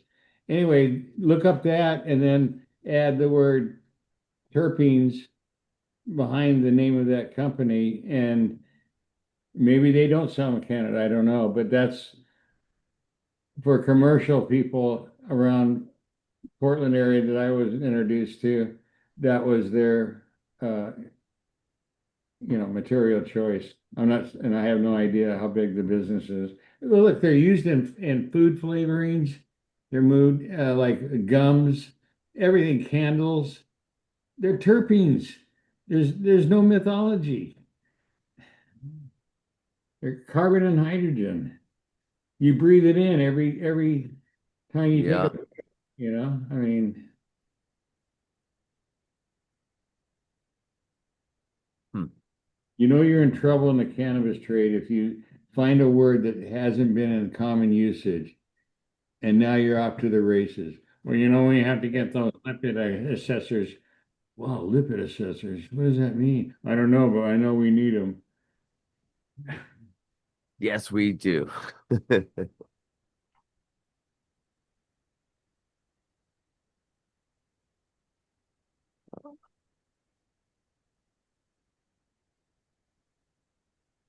And bottom line is,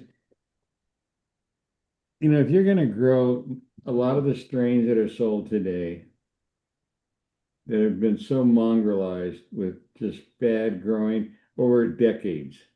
Okay. And blueberry NL5 crossed back to blueberry NL5.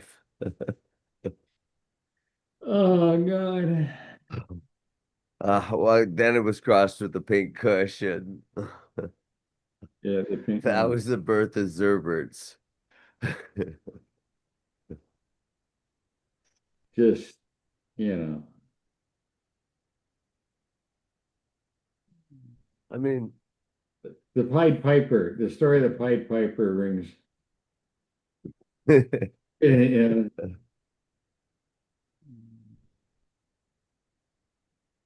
Kyle Cushman was leading the kids out of town then. exactly. So it was 10 years ago, this coming 6 months, so 9.5 years ago. They had an event here called the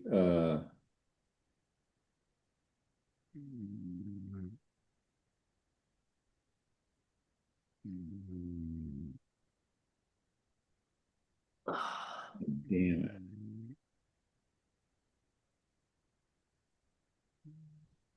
I gotta use chat because I can't. This is too rich. This is too rich. All right, what was the name?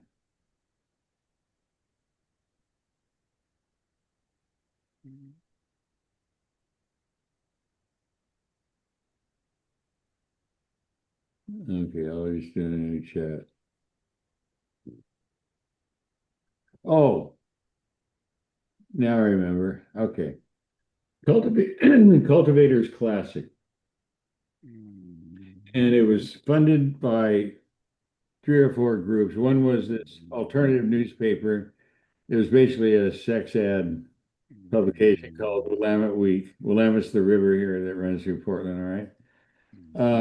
And then I don't know, one of the fertilizer companies, I couldn't tell you which one, I don't really care. And anyway, and they had booths set up that vendors could, you know.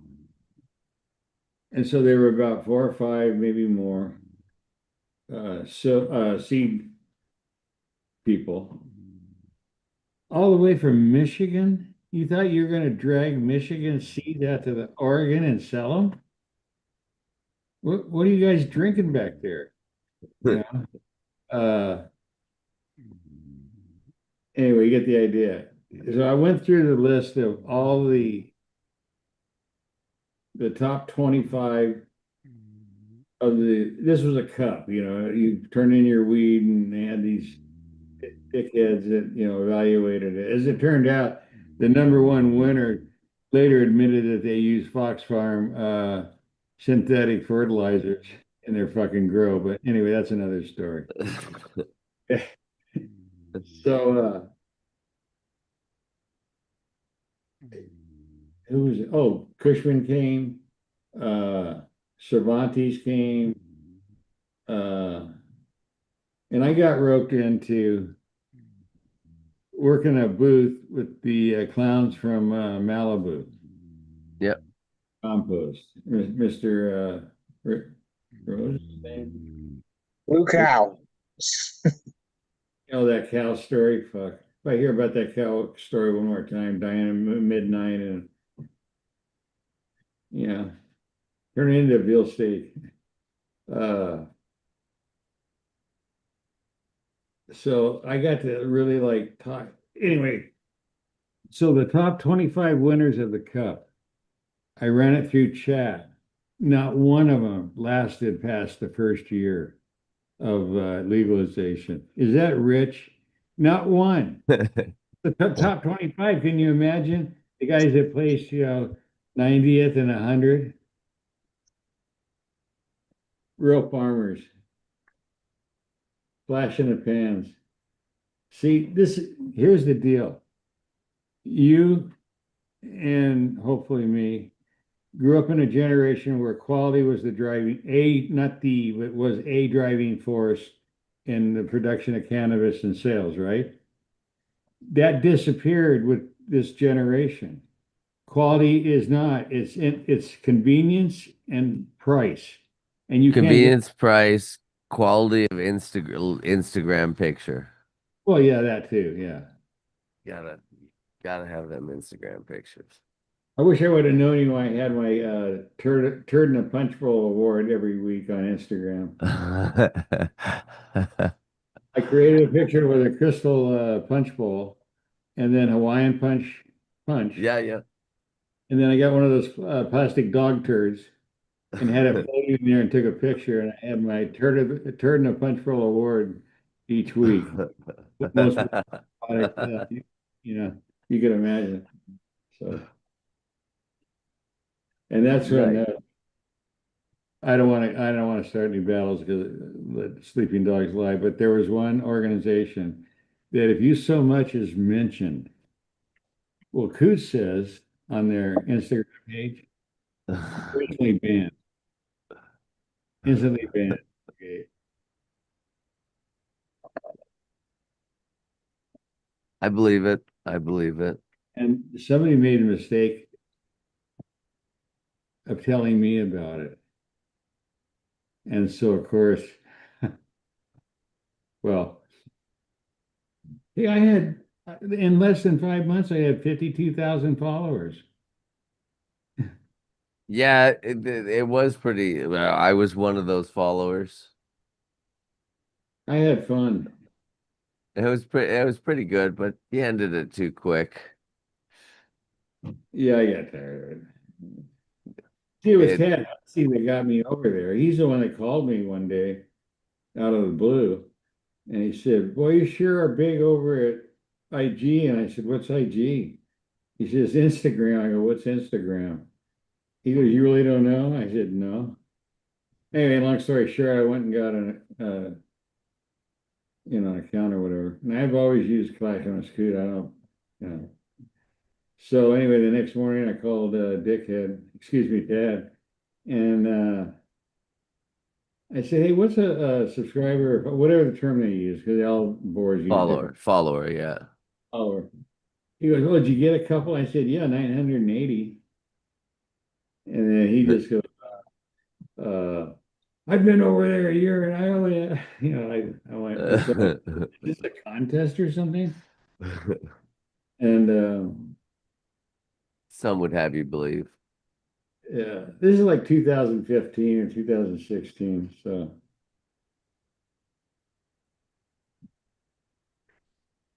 I met some really cool people, especially in the mushroom arena. Growing magic mushrooms and culinary mushrooms. There were some really good, solid people there. Cordyceps and I mean, they were growing cordyceps and lion's mane and some of the other more, I wouldn't call them exotic, but out of the norm types, maitakes.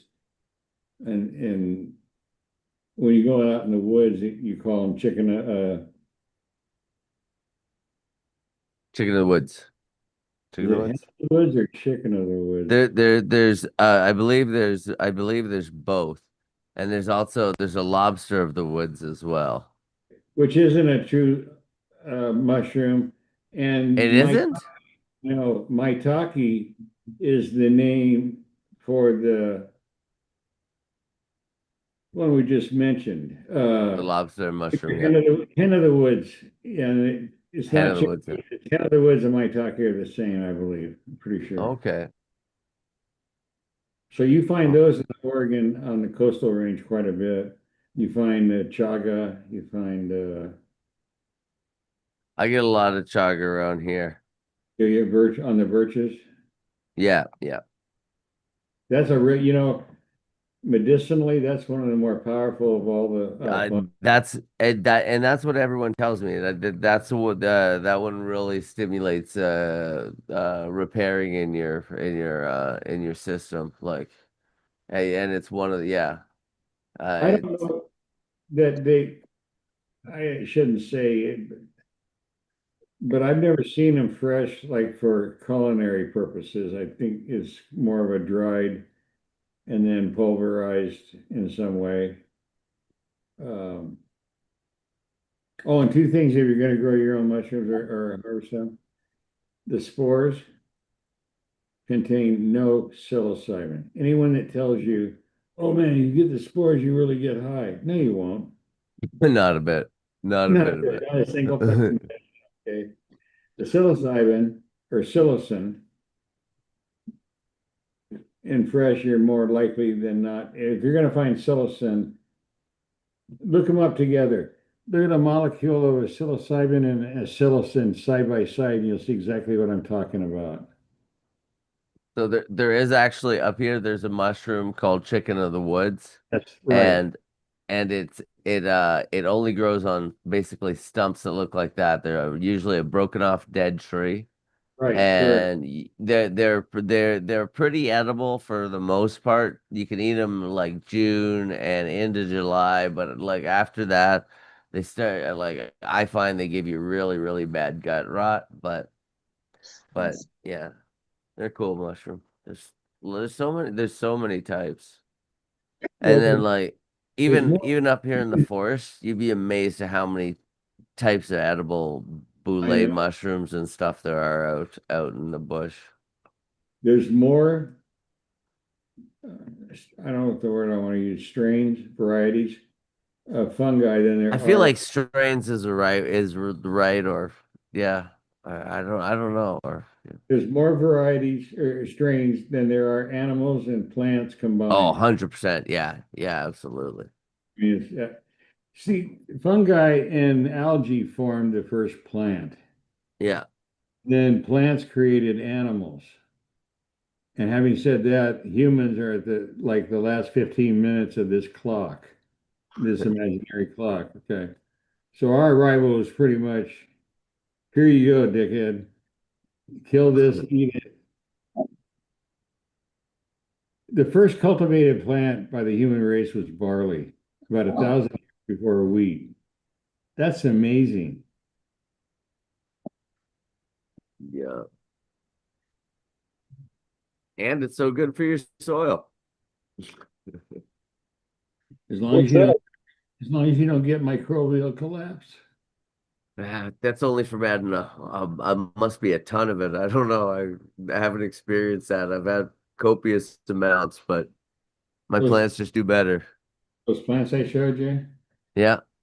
they get on average 3 to 5 pounds of barley a week, top Oh dressed, my goodness. watered in. The beer store, my town's a pretty small town, and we had a beer store for a minute, so I had a good source to get my barley from. But they've since gone under. They didn't get enough business, and they're gone. So now I have to source my barley elsewhere. I buy my grains from a wholesale type operation. Oh And yeah, yeah, yeah, so I even buy oats. I buy them intact, and for whatever reasons, in wheat you call them berries, and oats they call them groats. And yeah. when you roll it and flatten it, now it's called rolled oats. Okay, but anyway, so I get them intact, and now they tell you on the label where they're coming from. Usually, it used to be states, and now it says Canada. So I'm supporting you guys up there, buying Canadian fruits. Now we make our Oh own oatmeal, and I'll tell you, and you get the water boiling, and then run yeah, it through. I don't know why they call them that, a grain flaker. Basically, it looks like a pasta roller. yeah, yeah. Same It idea. is. And when you flatten it, then it's rolled oats, and That's you right. can adjust it so if you like thick, like a pillow, you can make a thicker oats and then put some berries and kefir on it, and you got a So power. when you put it on the soil, what are you doing like measurement wise? You buy how much at a time and then you put You don't need how to. You don't need to do it that way because if you buy, say you went and bought a full bag, it's going to be 55 pounds, 20 kilos, whatever it is, or 25. Okay, that'll last you 5 years. If you put it in paint buckets with a lid like from Home Depot, those orange ones, yeah. it'll store for 5 years. And if you don't grind it and you just have it out like in a jar, a mason jar, it's good for at least a year. I mean, keep it in a dark closet. So, I mean, you don't have to buy small amounts. Buy an amount that you're comfortable with financially and try to get it from a home brew store. And Well, and because then couldn't I cut out the middleman and get it from just like online, or is it the brew store that's going to sell at the best price? absolutely. Yeah, the brew store is going to be the best price. So, Amazon bend over and grab your ankles. Yeah, they really mark it up on Amazon. so then, It's a pain so in then the try shit. to find a brew store Yeah. Yeah, beer store, absolutely. and then barley, that just barley itself, and then Uh, grind it up, and then you No, put it you on the you soil. don't need to. You don't need to. Surface area will increase the reaction time, right? But you yeah. can just put it on the soil. Or It you doesn't can, need to. even if you hit it with a hammer and just busted it. Yeah, but Let me it explain, needs nothing. It just like put it down, and you'll just see this white let me film. explain the word malt. It Yeah, doesn't mean what I used to think it means, and probably a lot of other people, that it has something to do with flavor. All it means is that you took a grain, a seed, and you can malt anything, any fucking thing you want. and you soak it in water. You like your sprouted seeds, like mung beans Yeah. or something. Okay, same idea. And as soon as the taproot appears, because you're not trying to grow roots, you drain it, you put it in a kiln, and you take it up to 117 Fahrenheit, and it freezes it. And what happens when you germinate it, it activates all these enzymes that are going to play a role in bread. But those same enzymes play a huge role in our soils. Okay, like amylase, Yeah. urease, phosphatase. There's like about 300. Okay, so What if you put it in a kiln? what's that? What if you put it in a kiln? I was like, fuck, dude, I don't have that. You don't need to. I'm saying that's how it's done. So when Oh, you okay, order okay. from a home brew store, it's already been, but all the word malt means is that it was sprouted, it germinated, sprouted, and then frozen in time by taking it up, and it neutralizes the enzymes. It doesn't kill them. Now, how they get flavors in beer, like say a dark Irish beer, they take some of that malt and then they roast it to a certain whatever amount for flavor, for aroma, for color. But when you make beer from that, you still have to use untouched malt because you need the enzymes. The whole thing, all there is in beer is three things: water, malt, and hops. That's it. Yeah. That's as basic as you get.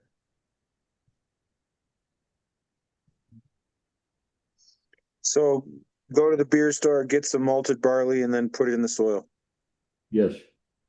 And you'll save huge money. Even Yeah. if most brew stores sell by the pound because they're working with home brewers. Okay, when you make beer, from what I understand, I've never made it myself, but I've been around, believe me. I hung out there and asked all kinds of questions for months. When you make beer, it's not uncommon to use maybe 6 or 7 different malts that have Yeah, been that's right. roasted at different amounts to give you colors and flavors and aromas. Okay, but at the core, you have to have untouched malt because you need all the enzyme. When you roast something, you kill the enzymes. Does that make sense? So you're Yeah. sacrificing enzymes for flavor. That's fine, but you still have to have this to make that. That's the easiest way I can explain it. Yeah. No, I get it. I mean, that'd be cool if you could find like certain recipes. You're like, well, now I made different flavored weed because I use different Oh, flavored yeah. barley. No, when you go into a home brew store, they'll have malted wheat, they'll have rye, they'll have 3 or 4 barleys, they'll have a white wheat, red wheat, winter wheat, summer wheat. So yeah, I mean, when you go look at some of these websites that cater to the home brewing and look at their recipes, I mean, these guys are really into it because it's all about the flavor and making something that you can't go buy. How's that? It's kind of like weed growers. Yeah, for sure. No, that's I need to just find a brew store around my house. I don't know where one is, but I'll look it up. Well, do you use any of the AI agents? Like, Yeah, I've got that Ask AI. there It's you go. got a bunch of different ones on it right now. Deep Sea, Grok. Yeah, okay. It doesn't matter which one. Just say, just say in whatever city you live in, Yeah, where's the nearest home brew store? I mean, it works better in Google. You have to look at ads and flashing lights and, eye candy. yeah. No, it just fucking has those like safety mechanisms when you start asking about like psilocin and psilocybin and all this other shit, dude, that like gives you all these warnings and make sure that you're in a legal area and blah blah XYZ. It's just like fuck, dude. I'm asking a question. Just give me the answer. You don't have to tell me about the fucking legalities of it. Yet, But in not in all countries, but several now, more and more, you can go to Amazon and buy spores through Amazon. for growing magic mushrooms. And even here it's legal, except for 3 states, Utah, Georgia, and California. Can you see? Yeah, those are beautiful. Yeah. But that's what they were before they were dried. Yeah. You know, when you dry a mushroom, you activate a whole bunch of benefits. In other words, say you're doing magic mushrooms, one of the cubensis varieties, you're far better off to harvest it and correctly dry it and then ingest it than you are to do it fresh. It benefits from that process of drying. Are you saying the enzymes are the enzymes are better? Well, yeah. And then the psilocin, look, psilocin, that's why you got to look at a diagram. It's not hard to find. If you look at a psilocybin molecule and you look at psilocin, psilocin is the part that gets you high, the part that has the effect. Psilocybin contains psilocin, and a single branch in the process of metabolizing the mushrooms you've consumed will break that apart, and now there's the psilocin. See what I mean? Psilocin is what the bang is, and psilocybin is what holds it because it's more stable. Psilocin is very unstable. Does that make sense? So Yeah. you digest it, and then as you're digesting it, it breaks off this arm off the molecule, and now what remains is psilocin. Yeah. Now there are some varieties that have higher levels of psilocin, and you need to eat them in a more raw state, but the flavor is so unpleasant, it's probably not something you'd repeat.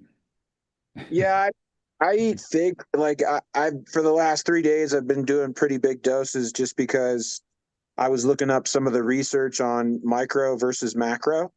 Hmm? And because of the situation that I'm in and the mind state that I've had over the last year and a half, I did micro for a while, which worked well, but I like the way my relaxation technique has been lately with higher doses late at night.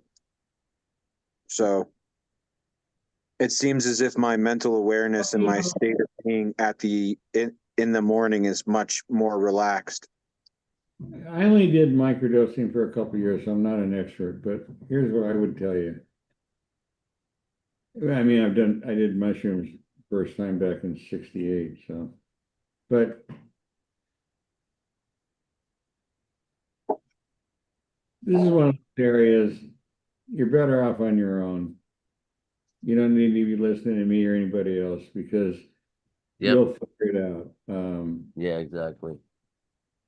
That's just my read on. You know, if you find that this amount works for what you want, then Hell stay yeah. with that until it doesn't, and then look at another method. That's all. Yeah, I've got a couple different kinds right now that are growing in bags, and I've had the opportunity to dry them, and I've also had the opportunity to eat them fresh. Mhm. So I'm doing both. But Okay, yeah, there are some She- specific types but in general, like the ones that you and I are going to buy commercially, the spores, like say from mushrooms.com or whatever. I mean, several organizations sell spores because they're not illegal. I don't know. I like this one from Burma because I like the colors. Is it better than the one from Cambodia? I don't know. I couldn't tell. See what I mean? Yeah. Don't get into the cannabis thing of I got to really seek out the Canadian bud hairs when you know what I'm saying. It's just yeah, cubensis yeah. is I've been cubensis. trying different kinds. I Oh, like the two kinds that I had, and they're similar. One was hillbilly pumpkin, and the other one was white billies. So it's the same hillbilly part It's just the white part, they crossed it with something else. So they're in the same genre. I didn't Um, understand. Everything I said disregard, because those are hybrids. And my experience has always been limited to untouched, just the raw ones you buy online. I mean, they're legal as hell. I happen to get them from, there was a guy by the name of John Allen. He's also known as Mushroom John. So as you do your research, you'll come up across that name. And he collected spores from almost every continent. And his collection is the one that mushrooms.com sells from his original collection. yeah, I've looked at his site before. Yeah. I like his site. I just liked it because I could get inoculated grain that was already colonized, and I could get the substrate, and I could start growing, and 7 weeks later I could have some bonker sized mushrooms. Yeah. So Really, okay. I had to threaten the guys at the feed store. Don't ever tell anybody I bought this. But I used standard perlite and vermiculite and a little bit of calcium. What do you call it? I'm sorry, gypsum, calcium sulfate. That's it. And it's that simple. You don't have to never buy something marked. This is for mushrooms. This is for weed. Buy products, not brands. I mean, in marketing, you'll save about, seriously, at least 60-70%. oh yeah, for sure. No, this guy has like exotic Yeah, that's what you want. Somebody, cow manure or whatever. He was here at the Mushroom Festival with Paul Stamets. Like Paul Stamets did a talk, the Telluride Mushroom Festival, oh yeah. and this guy that was selling the mushrooms, Colorado? yeah, Colorado. That's where you went? Lucky you. Yeah, Telluride. Good for you. That's not the- well, if you could get, okay, next time you go to one or any event, you're going to find people there selling spores from wild harvested mushrooms, and you could try getting those and growing your own, for medicine, for food. I mean, whatever they're selling. That's why, Telluride is like the epicenter of the, if you're a mycology head, that's like going to Mecca. You're a Muslim, Yeah, there was, I think it's been going, it's like 30 years strong or something like that for the Mushroom Festival. Yeah. But yeah, I enjoy it. It's just fun to have the bag in the closet, take it out during the day before I go to work, let it get a little bit of sunshine. And yeah, man. No, it's been working for me. It's helped regulate my emotions a little bit more than I was beforehand. So I've been using it. I like it. Yeah, And then I was 17 in 68, and an older guy, he was in college, or something. And we split a bunch of mushrooms, had no idea how much to do or, where the train was headed, and Nice. I was hooked. yeah, man. No, it's different. I've been doing like this technique of like eating them and then going to sleep, Yeah. and then waking up, and like when I tried the ones fresh, dude, I was like, fuck. Yeah. Like I woke up, but I couldn't see. Like my eyes wouldn't let me see what was really there. I saw like geometric patterns and shapes like a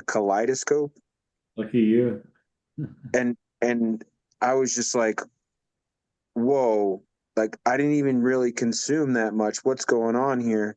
But it was like my body regulating itself to this new kind. And yeah, I thought it was, and then the other day I did the same thing, and I ate like a little bit more, and I opened up my eyes, and all I could see was bubbles, like water bubbles, like if you put an aerator in the water. And I was just like, what the fuck? So, I mean, it took a little getting used to You know, calm down. you know what book you need Mm. is in 53 by Aldous Huxley, Brave New World. Anyway, the book is called Doors of Perception. Oh no, I just got done finishing that. Okay. It's a good, that one's about cactus though. Hey, howdy. Yeah, Yeah. that's one. Well, the derivative of because The he's got the concentrated form. What's it called? Mescaline. yeah, that's one. Yeah. Yeah, that's a good book. Well, you got to read his history. He was one of the great thinkers of the 20th century. Yeah, I was listening to it on the way to work for a couple days, Yeah. and it made me really. I started looking up cactuses. No, there's San Pedro cactus. There's peyote, which is where the mescaline comes from. Those were used by indigenous tribes for centuries in Mexico and Guatemala and Nicaragua. The mushrooms were discovered, I love that word, by an American banker from Goldman Sachs by the name of Watson or Wasson. Yeah, and he went to Oaxaca and met up with Maria Sabina, and she was a shaman. And anyway, that whole story, but that's where it all started. And it was incorrectly thought for initially that Oaxaca was the only source of psilocybin mushrooms with that term. It wasn't even named then. I mean, psilocybin wasn't even a word yet. It was done by Dr. Hoffman from the LSD 57. He's the one that named the two compounds, psilocybin and psilocin. He was friends with that guy, the other guy that was friends with the shaman, right? Indirectly, but yeah, for this Yeah, discussion. because yeah. Well, that's in that LSD, My Problem Child. Yeah, That's a good book. well, it is. It's It's a really one I recommend because it was towards the end of his life and he had time to reflect on over half a century of work. And so he was looking back on it as a scholar, not an employee of Sandoz. See, he's the one that it had already been used. Chitin string is what they use for sutures, both internal and external. And what scientists hadn't done to that point is understand the molecular structure. They knew the formula, but they didn't know the structure. And he, at the age of 22 at Cologne University, wrote a paper that defined the entire structure of the chitin molecule. And for that, he was awarded a PhD and immediately was swept off to Sandoz in Switzerland. And he was working on migraine headache medicine. He wasn't trying to do LSD. He stumbled on it. Literally stumbled on it. That's why it's called 25. He had these packs of different samples. It was all done rye seeds, fungi grown on rye seeds. And he'd gone through 24 packs, and remember, he's looking for a medicine for migraine headaches. He's gone through 24 packs, and he just puts the whole thing away because there's nothing here. And then that famous deal, one night, rainy night, he opened up number 25, and boom, the whole world changed. LSD 25. That's where the 25 comes in from. Bicycle Day, April 19th. Yep. And then later, 15 years later, he was asked by the World Health Organization to be the researcher to identify the agents that were in these mushrooms out of Oaxaca. And that was in 57. So in a 15-year period, he discovered LSD and named psilocybin. That's pretty amazing, I think. It's not a lot of years. The guy is genius. I mean, just See what we can accomplish without social media. No distractions. You just fucking get down and work. You don't fucking swipe.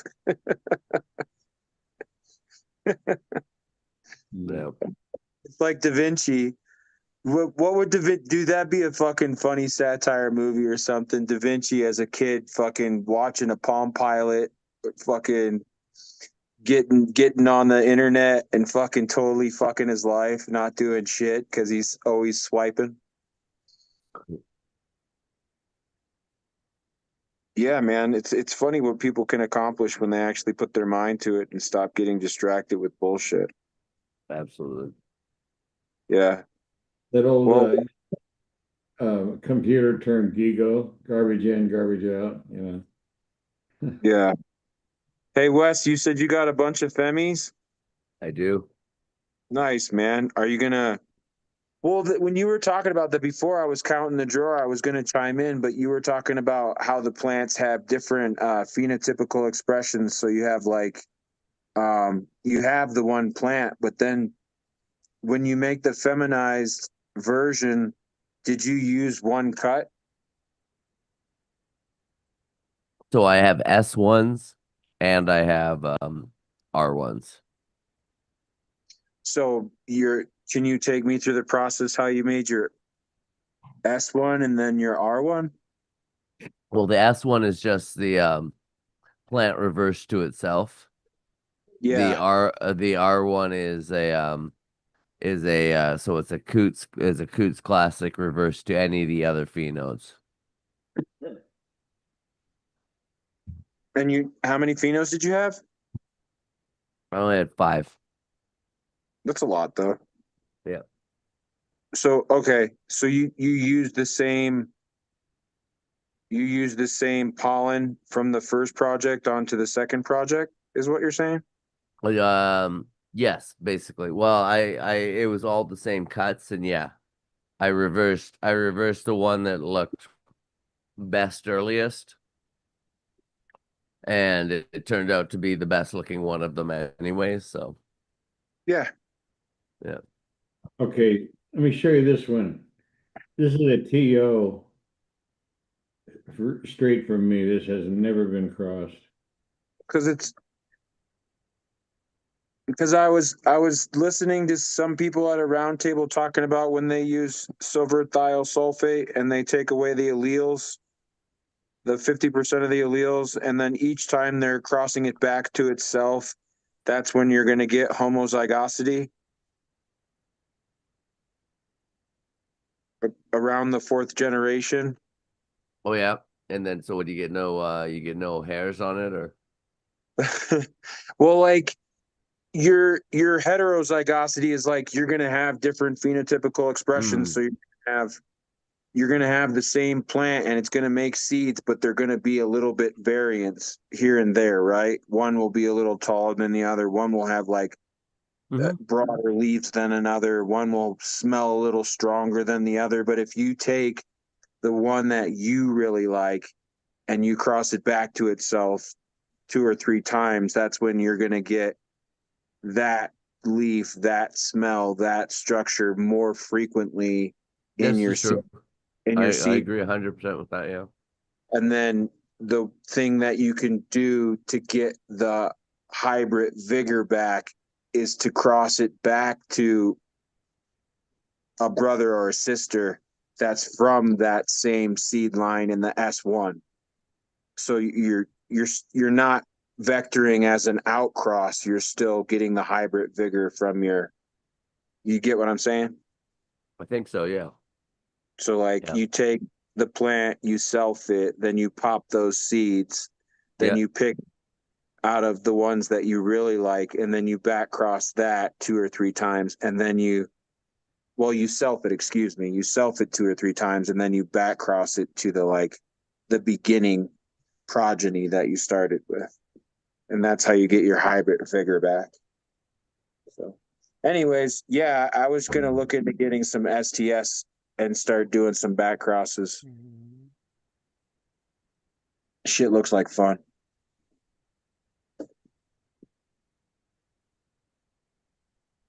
What's that picture, Coot? Just a minute, this thing is. Oops. So what's your project gonna be, Wes?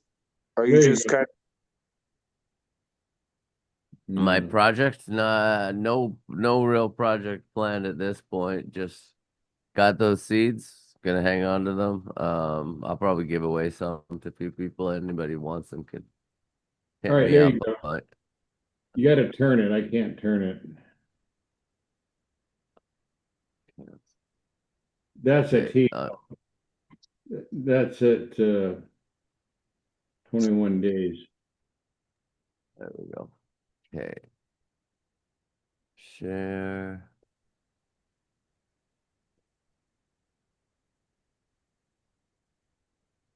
Oh, there you go. No, she's a beaut. She is a beaut. Yeah. So that's got what? Let's see, 9 more weeks. Nice.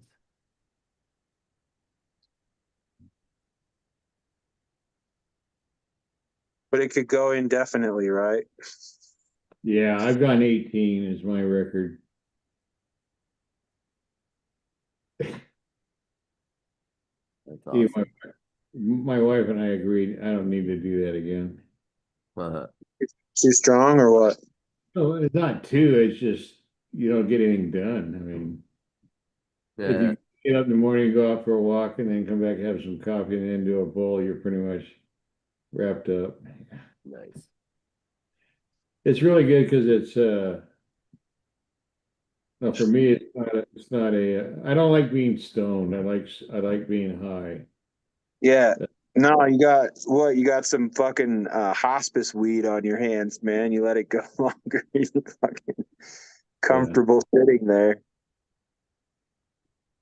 It's what's really good about good weed though is that you don't have to keep smoking just constantly. You do a couple I don't know what whatever it is for you, get your day going. It's going to hang with you for several hours, in a good way, not you Right. just smoke Afghani hash. That's why I was around when the hash first started coming in, and I mean it's really cool when you're that age, but God, you can't get anything done. Like Right. black stuff from Afghanistan and the supposed black stuff from Pakistan and whatever.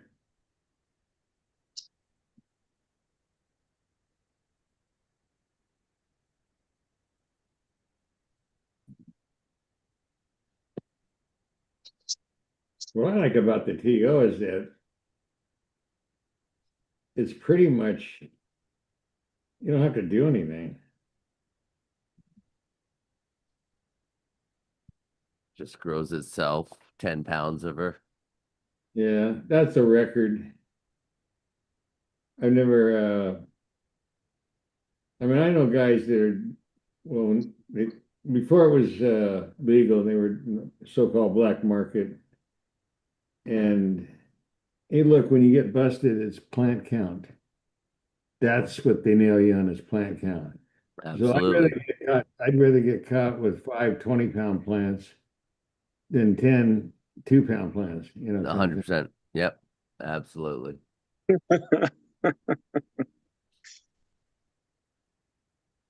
So they were Yeah. running like 1,200, 1,500 gallon pots, which is like the 1,500 is 7.5 yards. So that would be I can't do it. I'm too stoned. Anyway, a lot of fucking so because okay, a yard is 27 bags. So that's Okay. a half pallet. So 2 yards is one pallet. That's why they call them 2 yard totes. Those big sacks. They Yep. haul all kinds of shit in 2 yard totes, but that's what so they haul.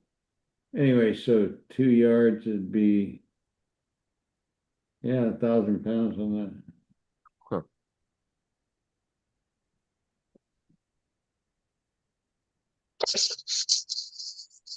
So how about you? How about you, Groski? Any new projects going on with you right now? You growing anything? Yeah, man, I'm growing a lot of stuff. I I have some things outside. There was a free pack. I couldn't find a picture. I'd have to download it, but the the RS11 times Candy Rain, that one was kind of fun. And it's it's got like, do you remember the old scratch and sniff stickers? Yeah. Like Yeah. that imitation chocolate's kind of coming off of it. It's got some I don't know, sort of like a raspberry chocolate coming off of it right now. It's creating some seeds. And I've got a an African land race, some KaZulu.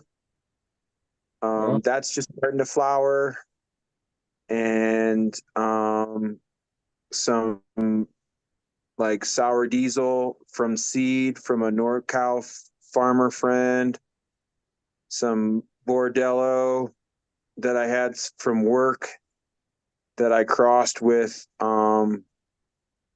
Bonkers from Exotic Genetics. So I have that one going right now. I've got another Exotic Genetics like Candy Apple, Kush, which is like an older pack, maybe like a 12-year-old pack, I think, something like that. So I got something to pop. So yeah, I'm working on a bunch of different things. I took a bunch of stuff inside. I sent that picture from the tent. So all that stuff, I popped it outside. It was growing really nice, but I didn't want it to get pollinated this year. So I actually had self-control. I didn't pollinate it. speaking of So now I plants, want to take some cuts and Mhm. make some clones and then do some work, like actual work instead of like shotgun approach. So yeah, I'm pretty stoked about that. And yeah, it's a bunch of plants outside. Yeah, so the center pot, that biggest one is sour diesel, and then the one to the left with the where you got your cursor on it, basically that's the Bordello bonkers. I got a cigar tree growing in there. Um, Mhm. and then yeah, in the back you can't really see it in the back left corner. That's the Durban times Big Sur. And Oh yeah. yeah, so I mean it's just all that stuff, and then the one that's the small pot. Oh, the very small seedling that just popped up a little while ago next to the cursor. It just started popping up in Oh the yeah. bottom left corner in This that one one here. gallon. To the left, the very left. Yep, that right That there. little tiny thing. Yeah, that just popped Yeah. up a little bit Nice. ago. It's like mango haze times purple Thai haze times red Lebanese. Oh, very cool. Yeah, times If that's what you say it is, then you have something very nice there. yeah. Yeah. So that, I mean, I got that from a buddy, and his friend made it. So yeah, just a bunch of things rolling outside. There's a ton of males, ton of pollen rolling all over the place, and a bunch of seeds are getting created. And hopefully next year I have an area where I can grow a bunch of plants and make a bunch of seeds so that I can start feeding my chickens for free. Have you ever thought about growing black soldier fly larva? yeah. You know, I had a chicken that had something fall on it and it died. Unfortunately, and I was gonna bury it, and I didn't get around to it. And then several days later, it's just infested with maggots, and I'm just letting it roll. Yeah. So, I mean, like, I hope it's not a disrespect to the chicken itself. It was a really badass chicken. It was one of my biggest ones, and I was really sad that she's gone. But um, I'm seeing that all of those larvae are living off of it right now, and I'm like, I wonder if that's black soldier or not. Probably. Yeah, I'll tell you one But thing. yeah, You'll get some malt right now and start applying it to your plants. You're going to be paid back in spades on the quality, the health, the amount of terpenes and terpenoids. Seriously, something that okay, inexpensive. You got okay. gibberellic So acid. You got there's too many things to list. the malted, so I'm doing the malted barley from the brew store, Right. and like, is it like a cup around each plant, or like a couple of cups, or 10 cups, or what? What's the Around it. diameter of your pots? Would you guess? Well, I mean, I have them in the ground for the Oh, most perfect. part. Yeah, then Yeah. do like a cup around each one. Okay. You Okay. can't overdo it because we're talking about enzymes. We're not talking elements. We're not talking about nitrogen and phosphorus. What you have there are enzymes are what are necessary to deconstruct the molecule to the point where the plant can absorb it. Plants can't take up compounds. Plants can only take up elements, nitrogen, phosphorus. They can't take up phosphoric acid. See the difference? Yeah. What enzymes do is they're a catalyst, a facilitator of that process of that accumulation by the plant of these elements that you're feeding it. Does that make sense? So you're Yeah. increasing bioavailability. Uh, the enzymes in the barley will facilitate the plant being able to use the elements that are in the soil mix that you prepared. That's the easiest way I can explain it. And just do that until basically October, or what? Yeah, Am I doing it once a week, or? sure. You Okay. can't overdo it. I mean, honestly. I mean, one guy down in Southern Oregon, he was working in 800-gallon pots, and he told me, he was doing 10 pounds a week, and I just about put a paper bag over my head, and I mean, I didn't know. I guess we'll find out. So anyway, that year, these guys harvested a little bit over 10 pounds, so of a single plant. Yeah, I And looked at. legal too. Yeah, that's sweet, dude. I looked at my order form, and I haven't broken into my box in a while, and I just had it in storage, and I was like, fuck, I have a 300-gallon pot and a 500-gallon pot that I haven't used yet. I'm like, ooh, next year should be fun. Here's the easiest way to figure it. Wait a minute, I gotta do it myself. So 15 cubic feet. So a cubic foot is basically, for this discussion, seven point, I'm going to round up a little bit, 7.5 gallons in a cubic foot. So if you have 300, then that's going to give you what? 40 cubic feet.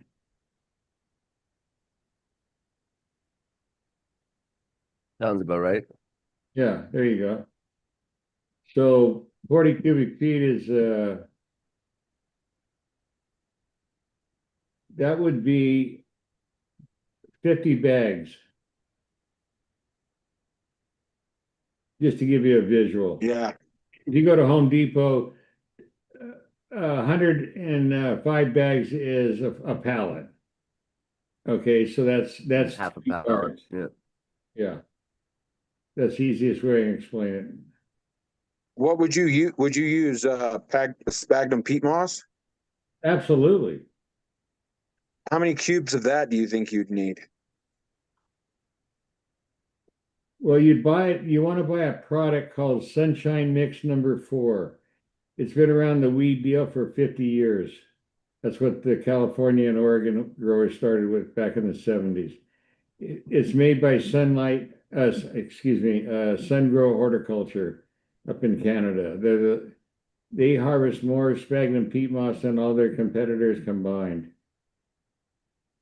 And back east, you might see it under the name of Lambert. That's because they've got several names. The Sunshine Mix is universal around the entire wholesale nursery industry. And it's already, all you got to do is add your compost. You've got your aeration amendments. You still need your stuff like rock dust and what have you, but you don't have to be dicking around. It comes in 3 point something gallons that burst out to about 3.6 cubic feet, but it's compressed. And so when you bust it out, you got about 5 cubic feet. So that'll give you a good frame of reference. About 5 cubic feet of sphagnum. You're probably not old enough to remember, but when you used to buy weed, you bought flowers or shake. Okay, sphagnum is flowers and peat moss is shake.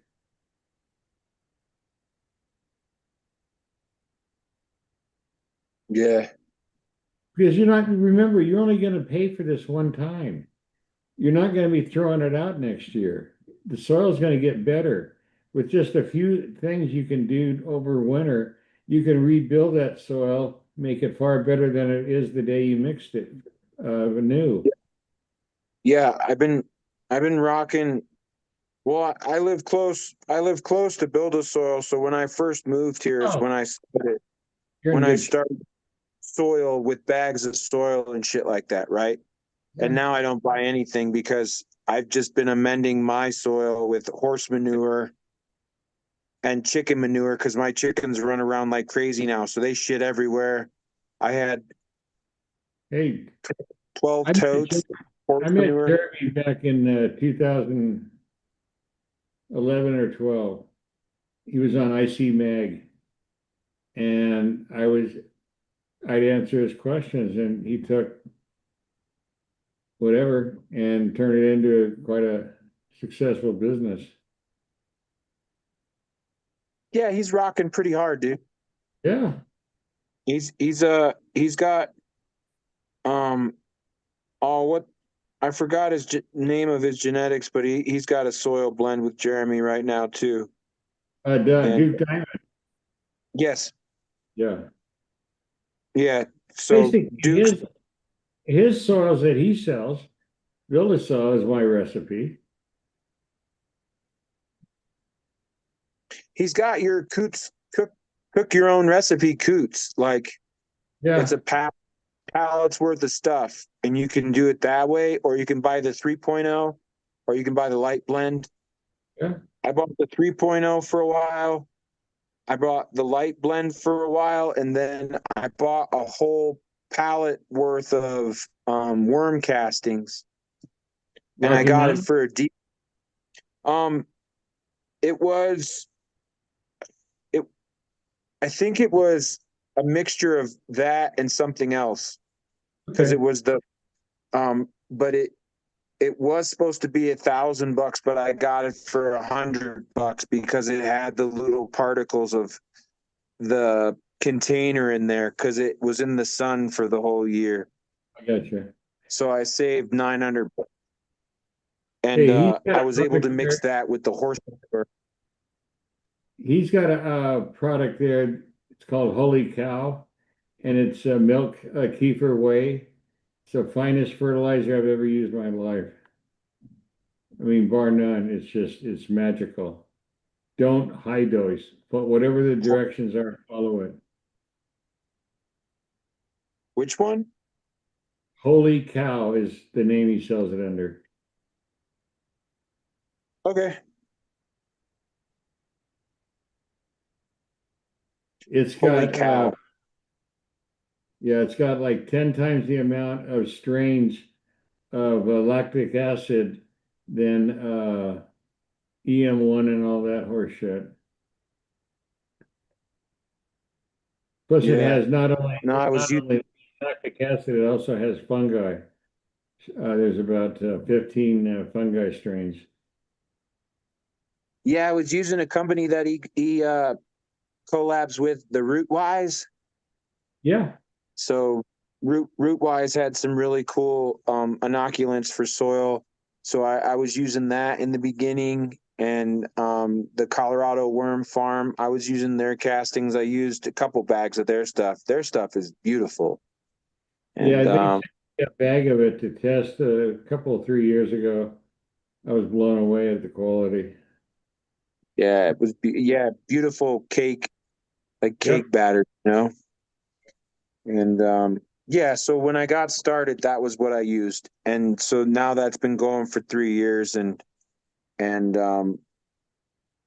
yeah, so when I saw the big pots, I almost thought like, so I'm going to go in reverse. I'm going to dig up my soil from the ground and put it in a 300-gallon pot, and then I'm like, well, fuck. That has always blown me away about hearing. This is really back in the early days of that crap called Ocean Forest, Fox Farms. About guys in Southern Oregon that were having backhoes come in and dig holes so they could replace it with that shit for growing weed. I mean, it just made no sense at all. I mean, none. No, no one ever said a pothead made sense, man. Uh, You know, I think it did. Like I see people walk into the liquor store and they buy Pabst Blue Ribbon when there's so many other wonderful opportunities to purchase, and they go for a 30 rack of PBR, man. Like, you know, some people just do not care about quality. They want quantity.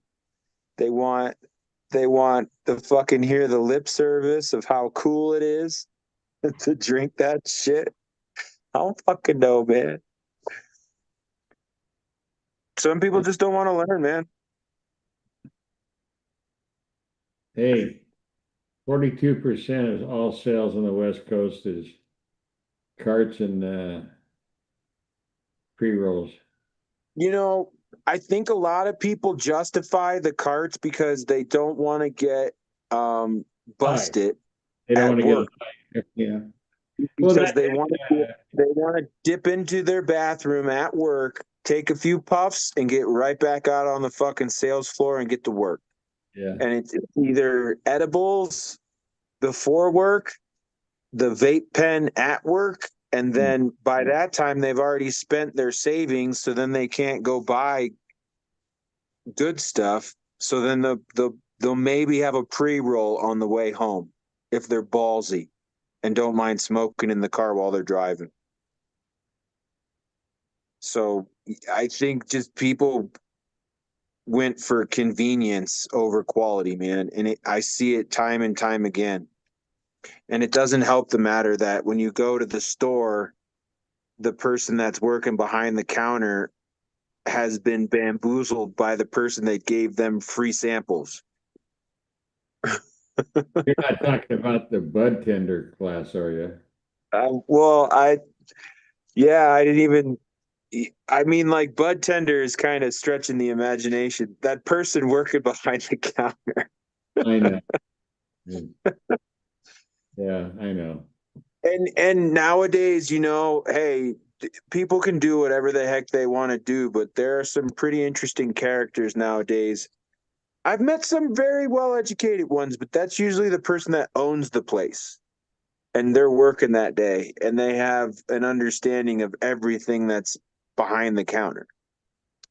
But for the most part, it's an individual that once they find their niche or their favorite product, they talk about that one continuously and they don't know too much about the others. Of course. That's the whole thing. My terps are better than your terps, or something. Speaking of terps, what is your terps for the TO? I What- don't know. Have you ever had to test it? Yeah, I Yeah. haven't. Others have, yeah. No doubt. Proprietary. We'll just leave it at that. No, it's not that at all. I have as little interest in terp profiles as anything on this planet, because the average person who's running their fucking mouth has no idea what a terpene is and why plants produce them and what function they serve. I mean, it's nuts. Right. Like the pinene from a fir tree has to be different than the pinene that's in their what, fruity pebbles or gelato's asshole or something. It's the same fucking compound. Plants make terpenes. It's carbon and hydrogen. You can't get any more simple than that. They're hydrocarbons, period. I think they're gonna find out that it's an actual language, like hieroglyphs or Sanskrit, and eventually they're gonna be able to speak plant because because the smells actually say something. Let me just, we'll take linalool. Okay, which is, I don't even know what it is. It doesn't matter. It has a certain number of carbon ions and a certain number of carbon and hydrogen, right? Period. All right, so it basically that functions as a pesticide, not a deterrent, because that's different. Plants produce deterrents. They don't automatically start. So the plant will take, say, pinene, which is probably a fungicide. Within 20 minutes, they can deconstruct it because, again, it's only carbon and hydrogen. We're not talking about bringing in selenium and, boron and all. We're talking about hydrogen and carbon right out of the atmosphere. And in 20 minutes, they can convert any existing terpene into another terpene that they need. They produce fungicides, insecticides, herbicides. The plant protects itself until some dumb stoner comes along and has to spray it because, no, this is a high fungal. My plant died. It harmed on me. I mean, I've heard it. That's why I wouldn't sell seeds. Listen to that shit. From Homer and Jethro somewhere in Bug Tussle, Missouri. Fuck that. Yeah. Boys and girls, I'm falling asleep, boys. I think we're gonna cut her off here. Hey, All all right. right. Good seeing everybody. Night, boys and girls. You know what? I should go out with that. Whatever. We'll see you next week. I'll play Isenia's new songs next week. All right, boys. Sorry, I've been up since 5 this morning. It's all All good, right, have a brother. good night. Thanks for Very much. stopping by.